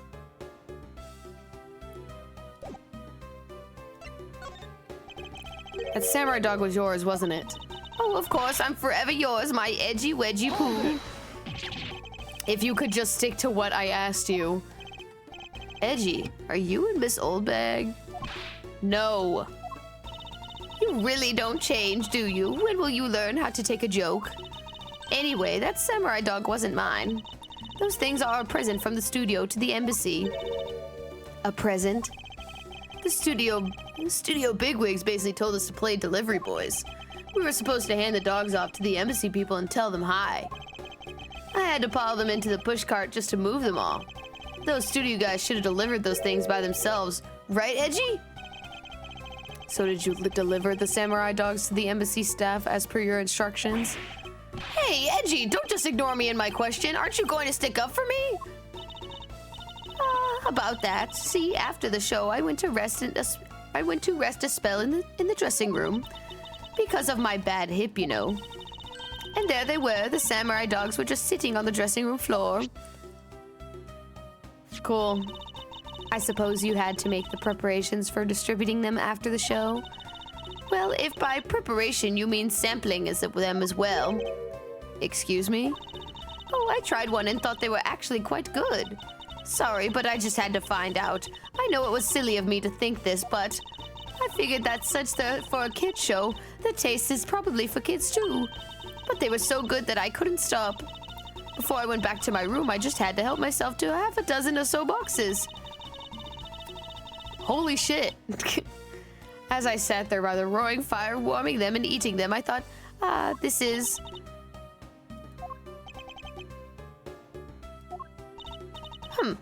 What is it now? Oh, I know. I bet you want a box too. Don't mind. Don't you, my edgy poo? Well, who am I to say no to you? But I'll only give you one. The rest are all for me. Miss Oldbag took and ate a few from the dressing room. A few is an understatement, actually. Looks like the lesson for today is that when the Steel Samurai and the Pink Princess take off their masks, they transform into a pair of annoying troublemakers. Well, just fantastic.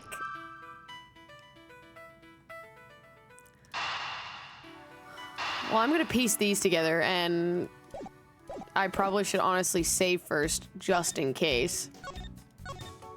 Because knowing my luck, I would get that wrong.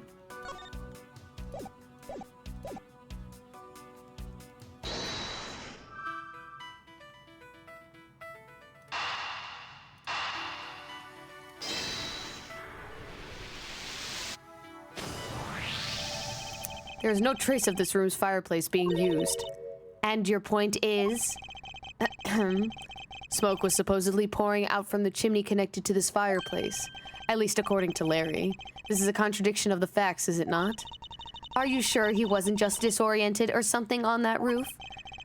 There is testimony from an investigator that puts Larry in this particular chimney. So no, I don't think it was a mistaken impression on Larry's part. On the other hand, the fireplace in the next room was being used at the time. Where do you suppose the smoke came from the fireplace went? Ah, I see. So what you are proposing is this. The smoke that came out of the chimney was actually from Miss Oldbag's fire. So basically, the fireplace of neighboring rooms share one chimney. Is that what you're implying? Precisely.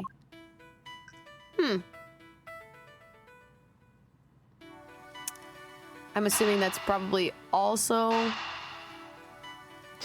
how the shirt got here. The lady's undershirt that Missile found. Ugh. Why are you getting all excited over holding on to a lady's undergarment? Miles Edgeworth, you uncouth sea slug. If you know the owner of said undershirt, then hurry up and return it to her already. You have it all wrong. This is evidence. And the owner of this piece of evidence was in the room next door. And yet, despite that, Missile found it in the fireplace of this room. This lady's undershirt. Are you seriously claiming that someone somehow passed it through a solid brick wall? Not quite. The fireplace in this room is also connected to a chimney. The other fireplace in the other room is also connected to the same chimney, leading us to the possibility that the two fireplaces are connected to each other. Perhaps a closer look at the back of the fireplace is in order.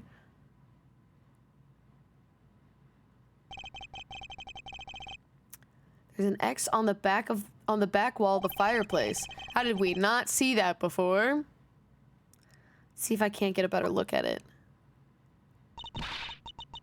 What in the wall separating this room's fireplace from the next room's fireplace apparently turns. As I suspected, the fireplace does indeed connect this room to the neighboring room. I just figured the chimney, like they both just went up and connected that way. The neighboring room? It appears to be nothing particular about the next room. But the fact that there is nothing special about the next room isn't what's important. It's the fact that there is a secret passageway through the room's fireplace. That's crazy work. We now know that the fireplace connects the two rooms. But how exactly is that significant? You aren't going to suddenly name the old lady as Damask 2 killer now, are you? No, she couldn't move at all because of her stiff hip. So she could not have been the one. Unfortunately, I believe that this fireplace has nothing whatsoever to do with Damask 2's killer. Hooray! Finally fill that bar up, bro. It would appear that the answer has made itself known. You're making quite a confident face there, Mr. Prosecutor. Bring it on, I'm ready to encounter any argument you may have. Very well then, if you are prepared, I'll show you exactly where my deductions have led me. Good, I'm counting on you, Edgy. Leave it to me, Larry. My first attack will be to expose your lie for what it really is. My lie? I know that there was something you were keeping from the rest of us. What's wrong with you? Why won't you believe me no matter what I say, Edgy? Curse you! I should just hurry up and die already if that's how you're gonna be. I'll confess to every murder in the whole world and then kill myself. We love a dramatic queen, but that is not necessary. That's not necessary. If anyone's gonna be dramatic about, you know, it's gonna be me. But this is just a whole new level. And throw everything into mass confusion. Huh.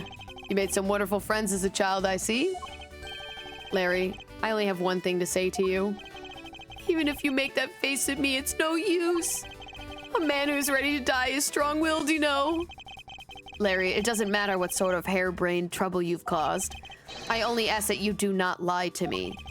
If you cause an innocent person to be judged unfairly because of some insipid lie, I will never forgive you. Edgy. Although allow me to say that I consider you to be among the innocent in this case. And that I will draw the real killer out. You can trust me on this. All right.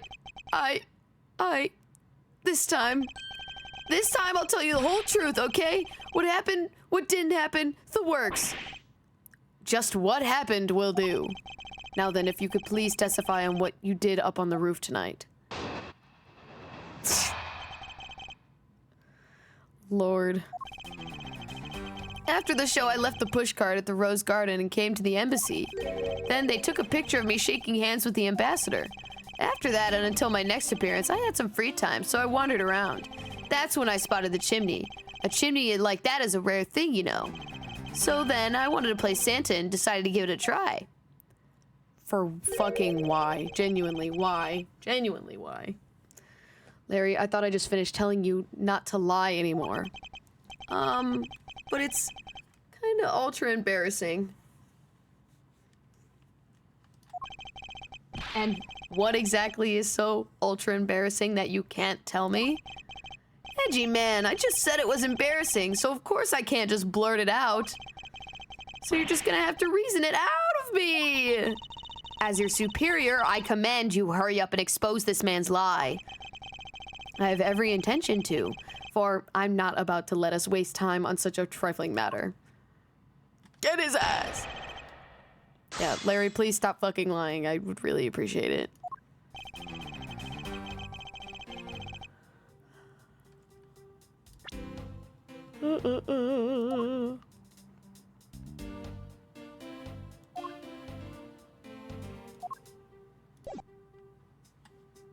Hold it!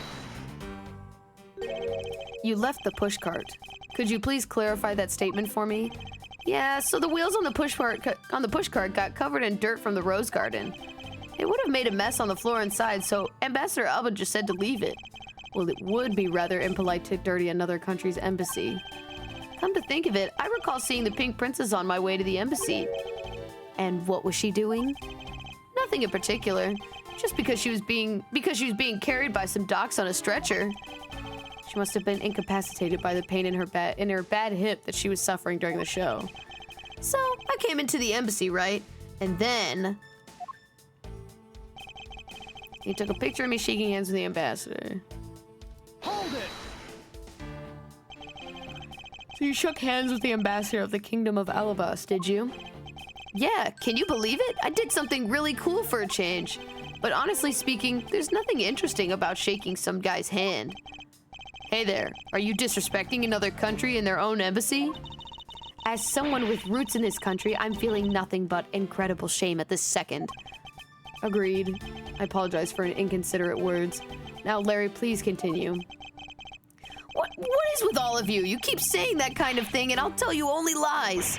You're already telling us nothing but lies, so let it go and move on.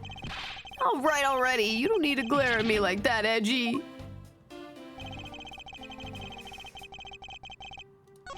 Oh. Hold it! Larry, I want you to listen very carefully. I'm so sorry. Oh my god. I want you to listen very closely and take this to heart. The whole point of your life is to cause misery and pain to everyone you encounter. How is this really necessary, Edgeworth? Edgeworth, this is not even necessary. I fear you just wanted to fucking gross this man. I know, I get it. I'm totally the bad guy again.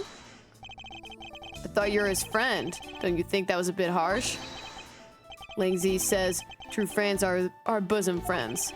If you're in trouble, call on your bosom friend, whose shoulder you can truly cry on. Hey, bosom buddy. I hope you're listening carefully to my testimony. Has it crossed your pea-sized brain yet that Agent Lang is out to arrest you, Larry? Now then, you were wandering around inside the MC and then what happened? Hold it! I should hardly think that chimneys are that rare. Agreed, especially since they are a traditional feature in American houses. Plus, many grand buildings have even larger and fancier chimneys. Yeah, but the kind of chimney I'm talking about is the really romantic type. A romantic chimney? It might sound kind of silly, but women seem to really enjoy them. And I had a really good feeling about that chimney. Hold it! You suddenly wanted to play Santa? Oh, well, actually, I dressed up as Santa once before already. That was down at Gourd Lake. I'd appreciate it if you wouldn't dredge up such unnecessary memories for me. Sounds like you guys share a lot of history. A perk to being childhood friends, huh? Besides, it's not a felony to dress up and play Santa, you know? Santa doesn't go around killing people after he comes down a family's chimney after all. Actually, is it worth delving into whether or not he was playing Santa as a big deal? Yeah. Actually, I believe in this case of this man, playing Santa is actually quite a big deal. Are you saying that your buddy isn't exactly made of Santa quality stuff? Precisely. You hit the nail on the head, Agent Lang. Hey, Edgy, that's so incredibly mean! Tell me something, Larry. Did you know that Santa's job is to deliver presents to people all over the world? Of course I know that. I did graduate from junior high, you know. In that case, it is your turn to tell me something. I want you to tell me to whom you were delivering a present to. Oh, I was, delivering a present to a child not basking in the warm glow of love? Objection! That must be the most elegant description of you I've ever heard, but a lie is still a lie. Why? This man is just roasting. This man is roasting Larry left and right. That's so crazy. You sure know how to kick a guy when he's down, you know that? In any case, the person you wish to deliver the present to unto was most certainly this. I'm going to take a wild guess and say it's Oldbeg because he thought she was the pink princess. Take that! Interesting taste you have there, Mr. Suspect. Don't spread lies about me. I totally didn't want to see Miss Oldbag so much as that I tried to go down a chimney. Ow! I advise you to stop right there in your bashing of a lady. Well, I must admit that I myself hardly ever have the want to run into that lady. However, what if you were misinformed and under the wrong impression? Then what? It's almost like he did say earlier that he was, you know, going after the pink princess because he was interested in her. Define wrong impression. I simply mean that the man before you thought to enter the old lady's room without knowing one very important fact. And that fact is best summed up with this.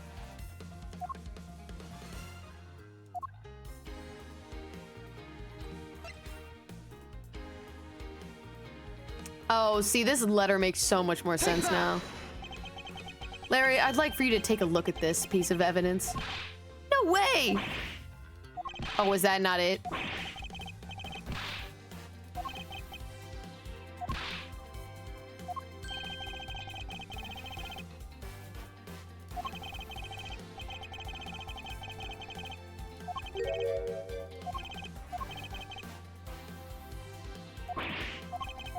Okay, so was that not the right piece of evidence? Okay.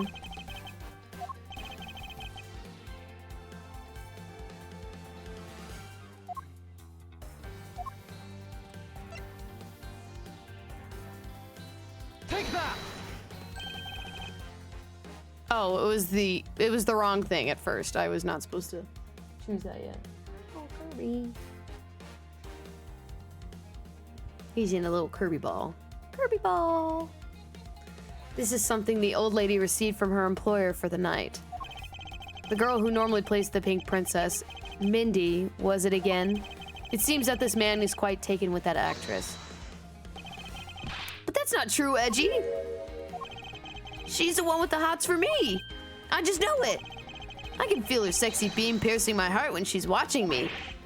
Sexy beam, I tell you. You filthy, despicable, inconsiderate, fickle, idiotic, cowardly apparition of a man. You haven't matured at all since we last met. Hey, Mr. Prosecutor. Yes. This guy, he's got bigger problems than just getting involved in murders, I take it? I suppose you could put it that way. Hey, what the heck, man? I don't get you guys at all. Why do you have to make me out to be some sort of bad guy? To return to the original topic, I propose that at least this much has been made clear. Without any knowledge that Miss Mindy had fallen ill, Larry tried to make his way into the Pink Princess's room. That much we know for sure. And I'm assuming the letter that Old Bag received is the thing that, you know. Hey, Edgy. Looks like I've got a hang of this court thing now. But we're not in court at the moment. Shut up! I see what's going on here, and it looks like what you do in court. I guess old boy here has something he'd like to say. Langsy says, until the root of the tongue dries, one never knows the whole truth. You shouldn't form conclusions until everything is out in the open, which is why I'll listen. All right, then get ready to listen to me defeat Edgy in a battle of wits. I doubt that is going to happen. Larry, have you forgotten that should I lose, your victory prize will be your arrest? He's not the brightest. He's really not the brightest. So you think that all I wanted to do was go visit Mindy? Well, I dressed up as Santa and climbed down to the chimney, but the smoke was really thick. It was a case of mistaken identity, and that mistake made me late for the speech. Then, to top it all off, I became a suspect in a murder. That's what you really meant. But why would I ever put myself through so much humiliation on purpose? I don't fucking know. I asked myself that question since I first met this guy.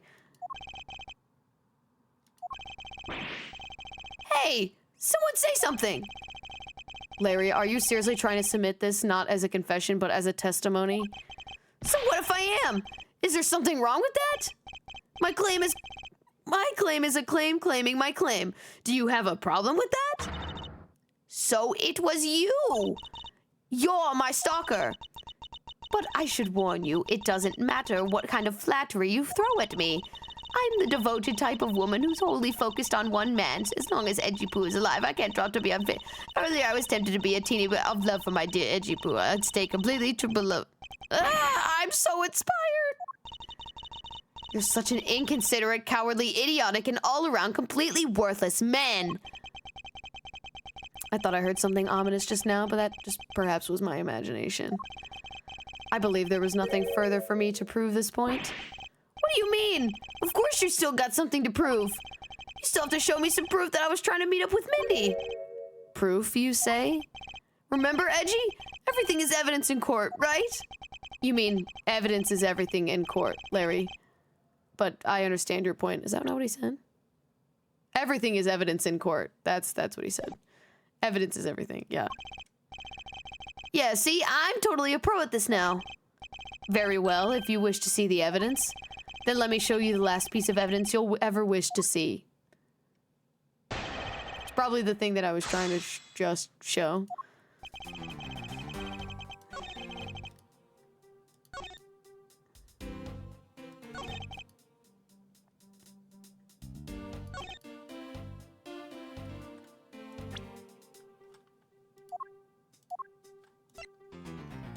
Objection! I love immediately knowing what to put it on. Larry, don't even think about denying that you have knowledge of this letter. Hey! Why are you showing that thing to me? Wendy, I'll be descending on you from above tonight, your loving knight. Well, isn't that just romantic? But you weren't able to descend upon you weren't able to descend on her from above, were you, Mr. Loving Knight? I have no idea what you're talking about. I don't remember a thing. You can pretend to be ignorant all you like, but it's written right here. This letter proves that you were not out to meet the old lady, but rather you were attempting to pay Miss Mindy a visit. Part of this letter shows that... Oh, see, now it kind of looks like he just is stupid. Take that! Larry suggests you take up penmanship lessons. That is, if you never wish to experience this level of embarrassment ever again. What the heck? What are you talking about? Speak English. You wrote Mindy so sloppily that it became Wendy to the average eye. Hey, stop picking on me. It's so embarrassing.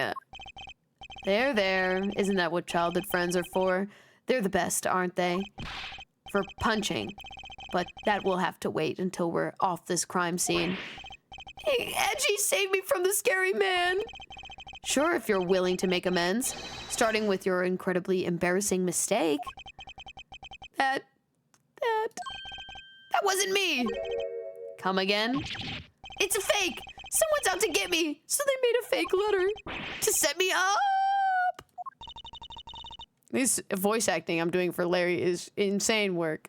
We're working the vocal cords right now. Accept your defeat graciously. But you guys are being so mean. Hold it! Penmanship analysis. What's that? No matter who, all people have a certain unique features to their handwriting. Ergo, all we have to do is compare the handwriting in the letter to a sample of yours. And we'll know soon enough who it was that sent this letter. I'll never write another thing in my life. Hold it! It's no use, Mr. Loving Knight.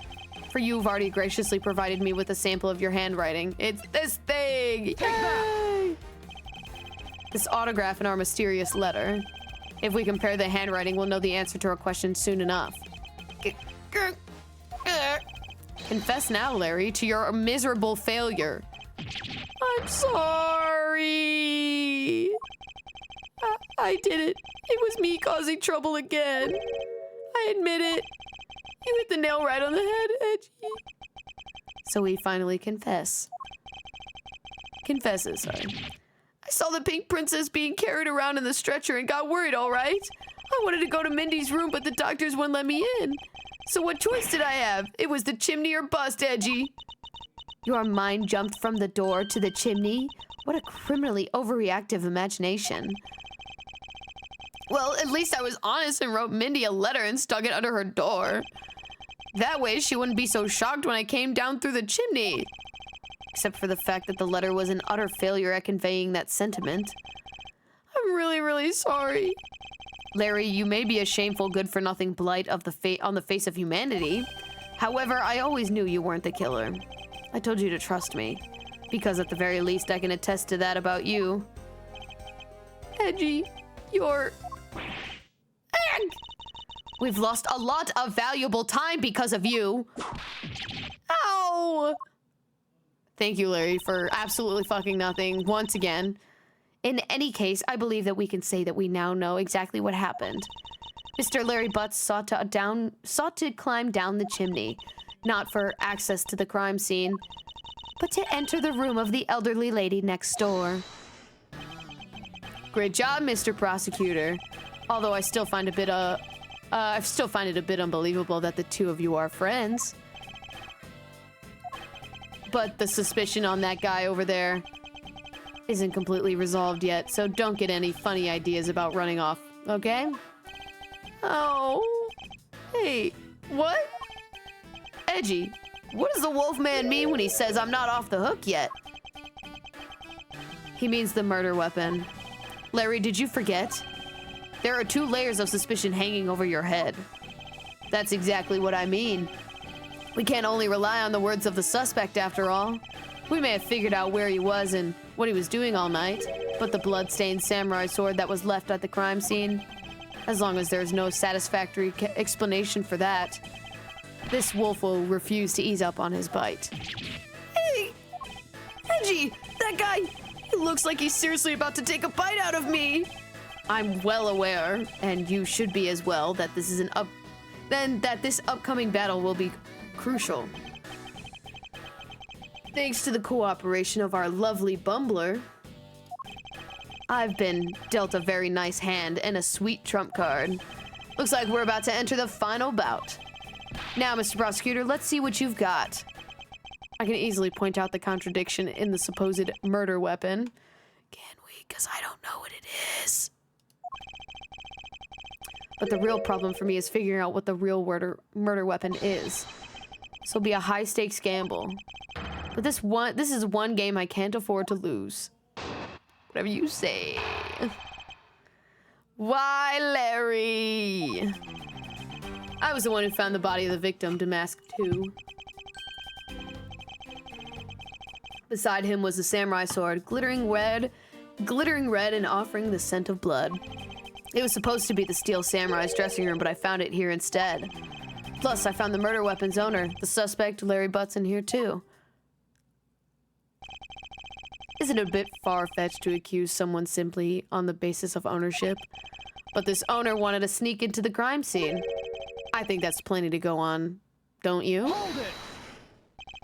If you're alluding to his reason for being by the chimney, we've already established that. Go back! Hold on there, Mr. Prosecutor. You two are longtime friends, right? Who's to say you didn't fabricate the evidence to give him an alibi? You're accusing me of fabricating evidence?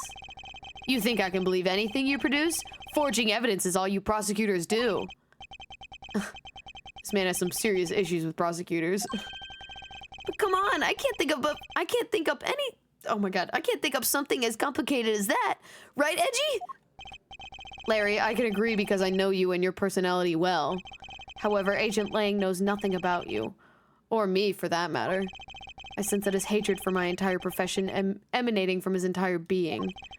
Meaning that the only way I can prove Larry's innocence is to present irrefutable evidence. I still don't know what that is, though. I have a feeling we're gonna find out together.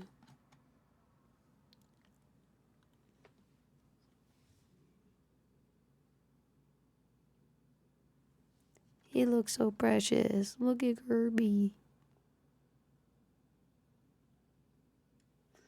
Little baby.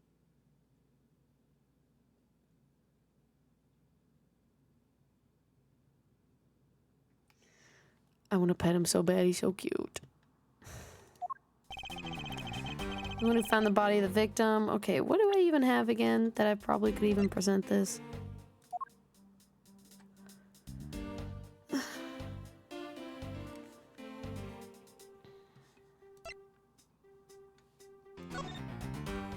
Oh, I can't even.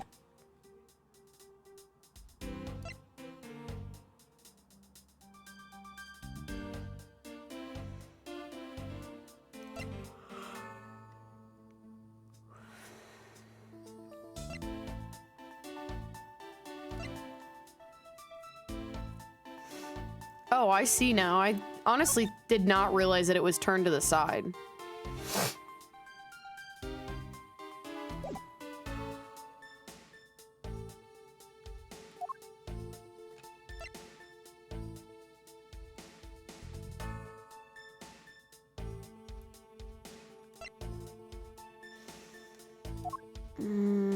Okay, well, I'm not really entirely sure, so I guess we're just gonna have to press. So you were the first to discover the body this time. This time? What's that supposed to mean? You'd better watch what you say. I only said this time because earlier Kay was the first to discover the body in Babal. And your secretary, Agent Sheena, was ready to accuse her of murder for that. Huh. So you're gonna use that excuse to call me suspicious now? Of course not. I was simply pointing out that the usual pattern with discoverers of bodies. But in the Babalese case, there was proof that she was holding the weapon, right?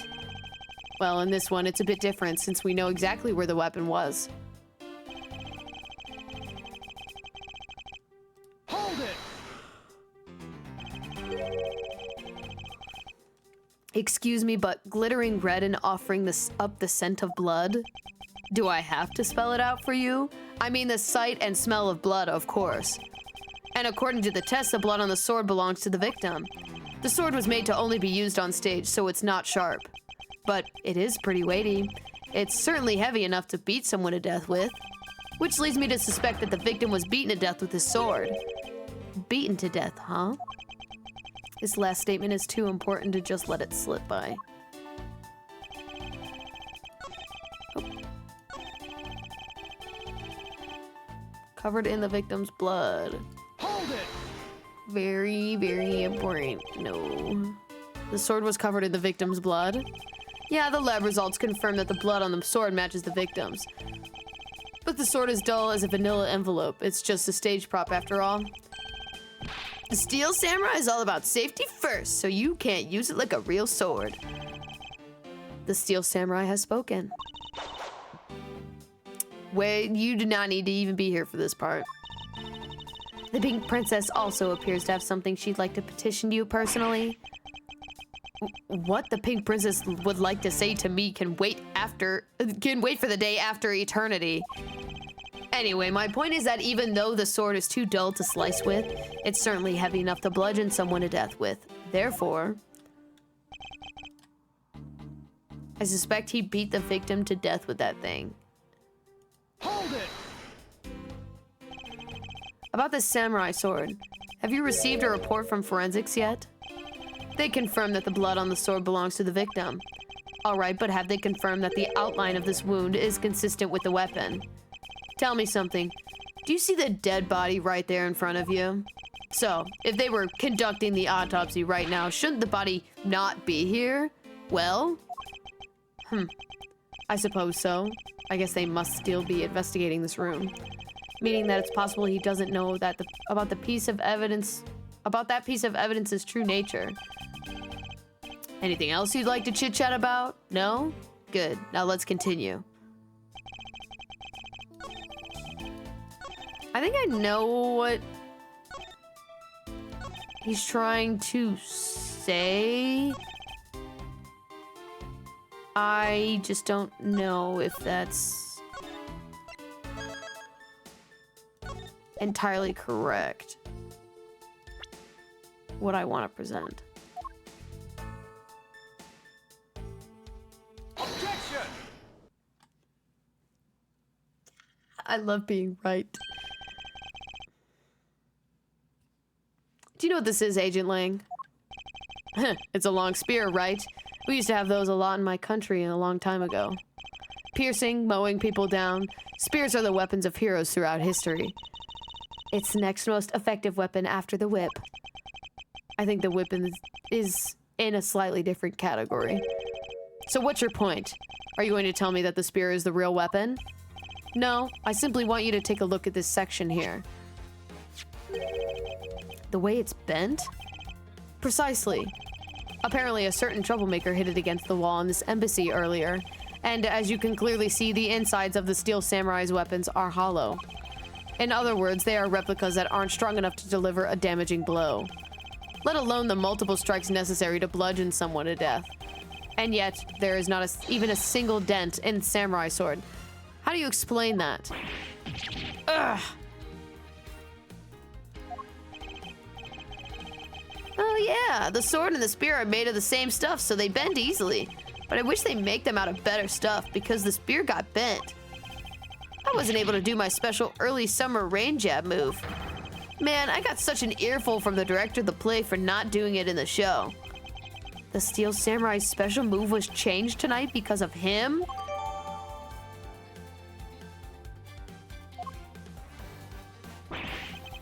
Ouch! That's more than enough of your whiny whimpering. Now, back on topic of the spear. Yes, let's return to the real topic of discussion. This is where the real gamble begins. I don't have a real strategy per se, so all I can do for now is let the chips fall where they may. Using guesswork and taking risks in place of real logic is hardly the Von Karma way.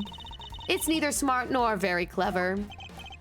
Miss Von Karma, as you know, unlike your father, I am not a genius prosecutor. I mean, you're pretty fucking good at your job, I guess. I'll say that. And Mr. Von Karma also was a fucking cheater, so there's that. And a murderer. Don't forget that part. Plus, I doubt his record of a 40-year win streak will ever be broken. But perhaps it's for the best that it remains unbroken. For no one should have conceived of the notion to convict all defendants in the first place.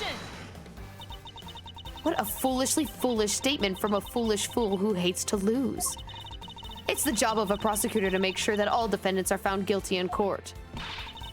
There is nothing more important in this world than a perfect victory. That may be your opinion, however, I don't believe that's all we are. As a prosecutor, what I pursue is not a perfect victory, but the perfect truth. And if that means that the bridge I must cross will crumble beneath my feet, then let it crumble as I walk towards the truth. You're good at keeping me entertained, Mr. Prosecutor. But you know, humans are delicate creatures. The slightest bump and we expire. I'd like you to consider, if you will, the possibility that the sword was used in such a way that the attack killed Mask too, without bending it. So what do you think of my hypothetical scenario? I think you'll know what to do here, right? And what you need? Of course, what I need is evidence he can't even he can't refute. This is it. This is time to bring this to a close. One more, let's go! It's possible to use a samurai sword to kill someone. And under the circumstances, it's the only logical conclusion. We searched the embassy top to bottom, but the victim's blood is only on that weapon. So, isn't it only natural that suspicion would fall onto the owner of said weapon? What did we just say earlier? That we have to start picking something else. Let me just be for real for a second. Jesus. Kirby. He's so precious.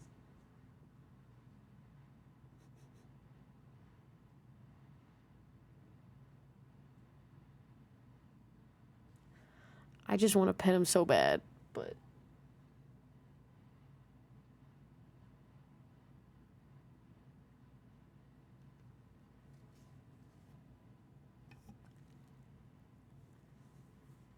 He's so cute.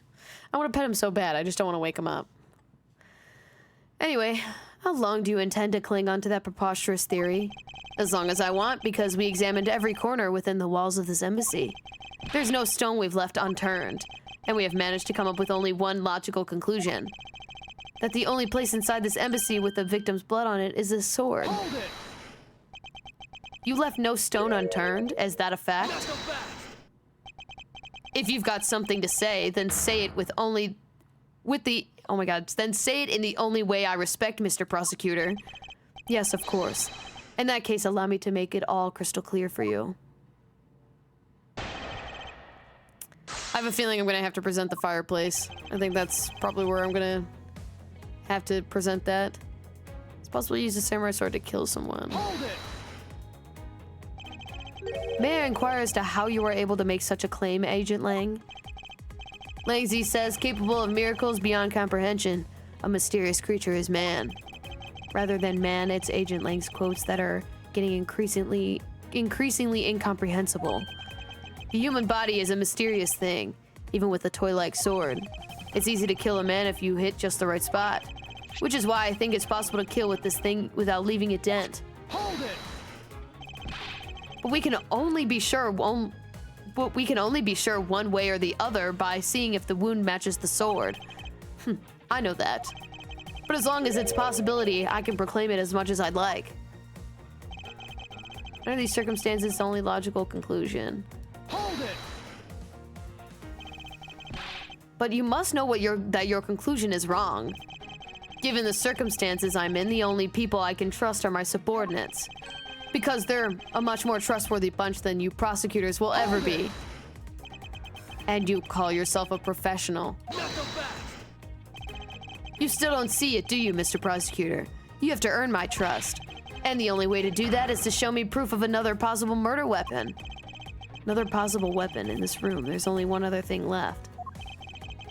This is going to be a gamble, but I can't withdraw from the game now. You're not going to get me to trust you by the power of your glare alone, you know. Plus, I have other reasons as to why I think the samurai sword is the murder weapon.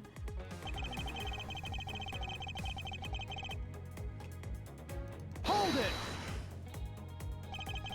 The only place where you could find blood on the samurai sword was on the samurai sword.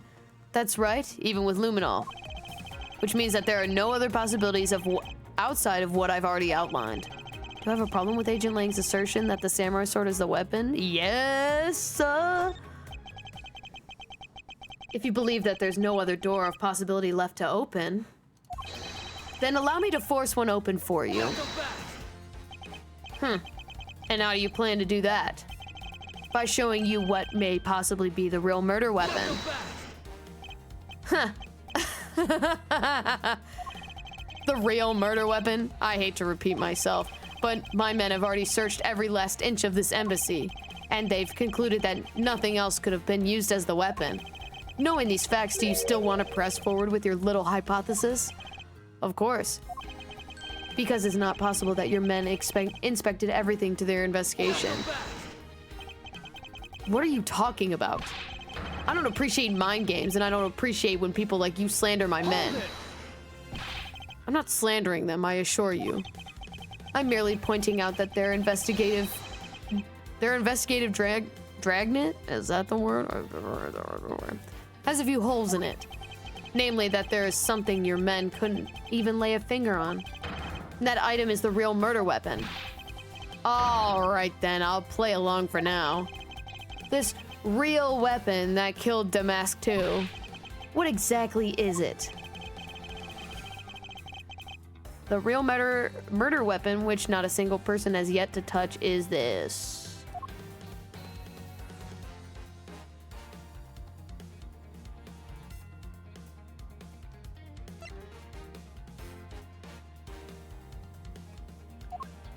I'm gonna be so for real. I really have no idea. I think he's trying to...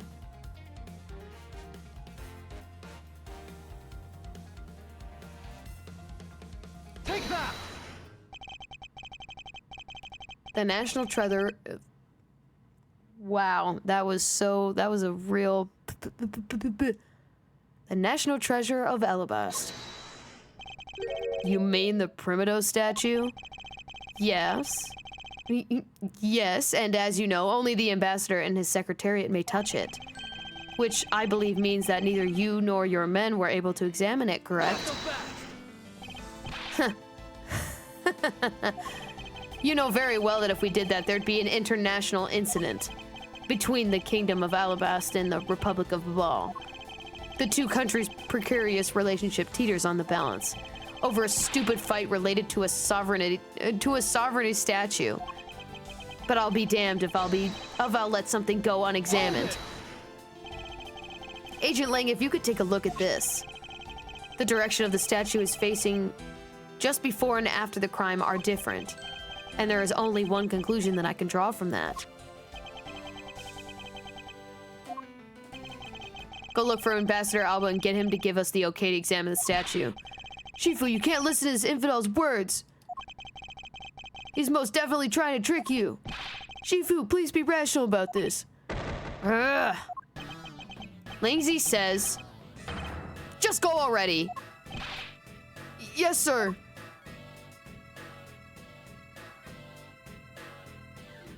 Period. Shifu. Yeah? I'm really sorry, sir, but I was unable to convince the ambassador. I was unable to obtain permission for us to examine the Primito statue. I see. Wait, but then the investigation is at a standstill. Agent Lang, I will go and speak with the ambassador personally. Save your breath. He may act all weak and frail, but the old man's one tough cookie. But I guess you've got to be tough when you're representing a whole country, you know? Agent Lang, what do you want? Let's just hurry up and examine the statue already. What? But Shifu, what about causing an international incident? Quiet. I'll take the fall if I have to later. Hold it. Agent Lang, the hypothesis is mine, so if someone is to take the responsibility, let it be me. Responsibility? If we're going to talk in such a heavy term, maybe I should let you. It'd be a real problem for my men if something were to happen to me. Alright then, less talk and more investigating. If we want to know the truth, we can't stop here. Action must be taken. I'm glad we just decided to say, hey, fuck it, we're gonna do it anyway. Agent Lang, I'd like to run a luminol... Hold on. Chemiluminescence? Luminol chemiluminescence test on the statue. A luminol test. Ah, good thinking. If the statue is the murder weapon, then some of the victim's blood should be on it. Okay. Yeah? Yeah? Yeah? Yeah? Wake up from your nap.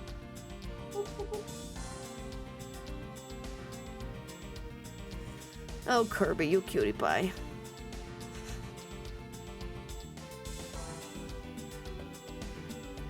All right. Okay, let's get the forensics team in here. Oh! I love being right. Huh. Looks like you hit the jackpot, Mr. Prosecutor. I guess this means that the real weapon is... I guess this means that this is the real weapon that killed Mask 2. Damask 2. Indeed. But I wouldn't celebrate yet if I were you. This doesn't let your friend off the hook. Doesn't prove that he didn't kill Damask 2, so the charge remains. We are hardly done examining the statue, Agent Lang. Knowing that this is the real weapon, I believe further examination is required. Huh. You think so? Okay. Knock yourself out.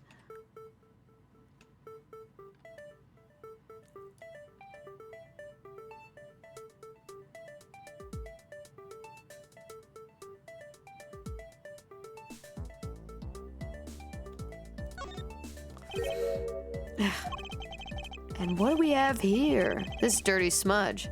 Looks like a handprint.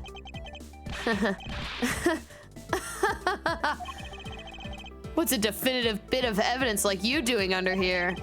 It's like we've got some fingerprints to analyze. Worst case scenario, these prints belong to Larry. But it looks like it's too late for me to do anything about that now. Hey, forensics guy. I want some results on these fingerprints ASAP, you hear me? Agent Lang, I have the analysis results, sir. Good, and? Sir, about the prints we lifted from the bottom of the statue. Well, you know the victim of the murder in the Babali's embassy? The prints belong to him, Mr. Manny Cochin, sir. I had a feeling. I had a very strong feeling that it probably was. But that's... what's going on around here? No, that's impossible. Each Primito statue can only be handed by someone of that country. But by the fact that Mr. Cochin's fingerprints are on this one, it leads me to only one conclusion. This statue is actually Babal's Primito statue. Impossible! It can't be!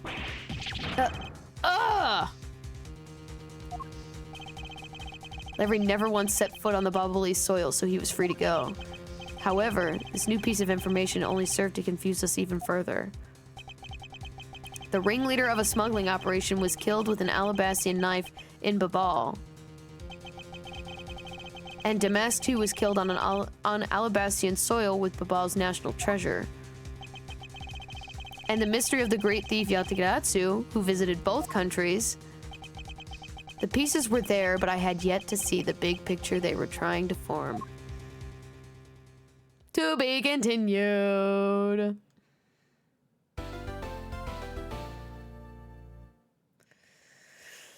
What the fuck? All right. Well.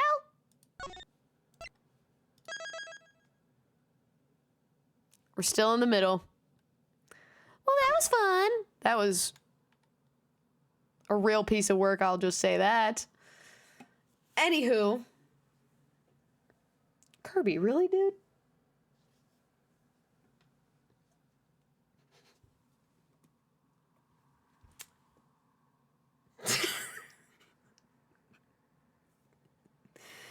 Yeah, that's what happens when you clean down there, dude.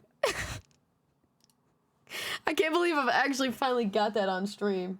I finally got that, like, on video. I've not been able to get that, like, on video to, like, show that to stream, like, ever.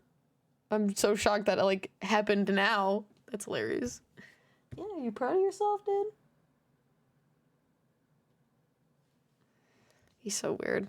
Anyway, I'm really enjoying this. I think there's only gonna be probably like a few more parts considering we're still in the middle of episode 5.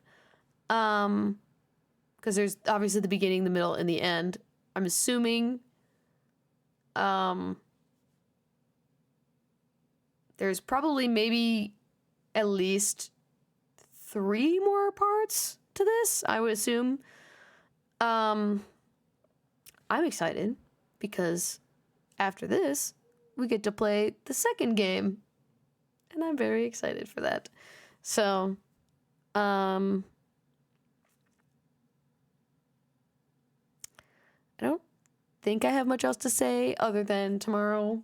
It's kind of a toss-up between playing Dead by Daylight or Rhythm Heaven Mega Mix, because if there's not going to be a lot of, like, because I want to bring back the Dead by Daylight with my friends, because a lot of people really enjoy watching me get scared, because that happens quite often.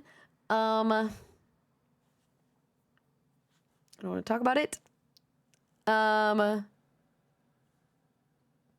But if nobody really wants to play Dead by Daylight, then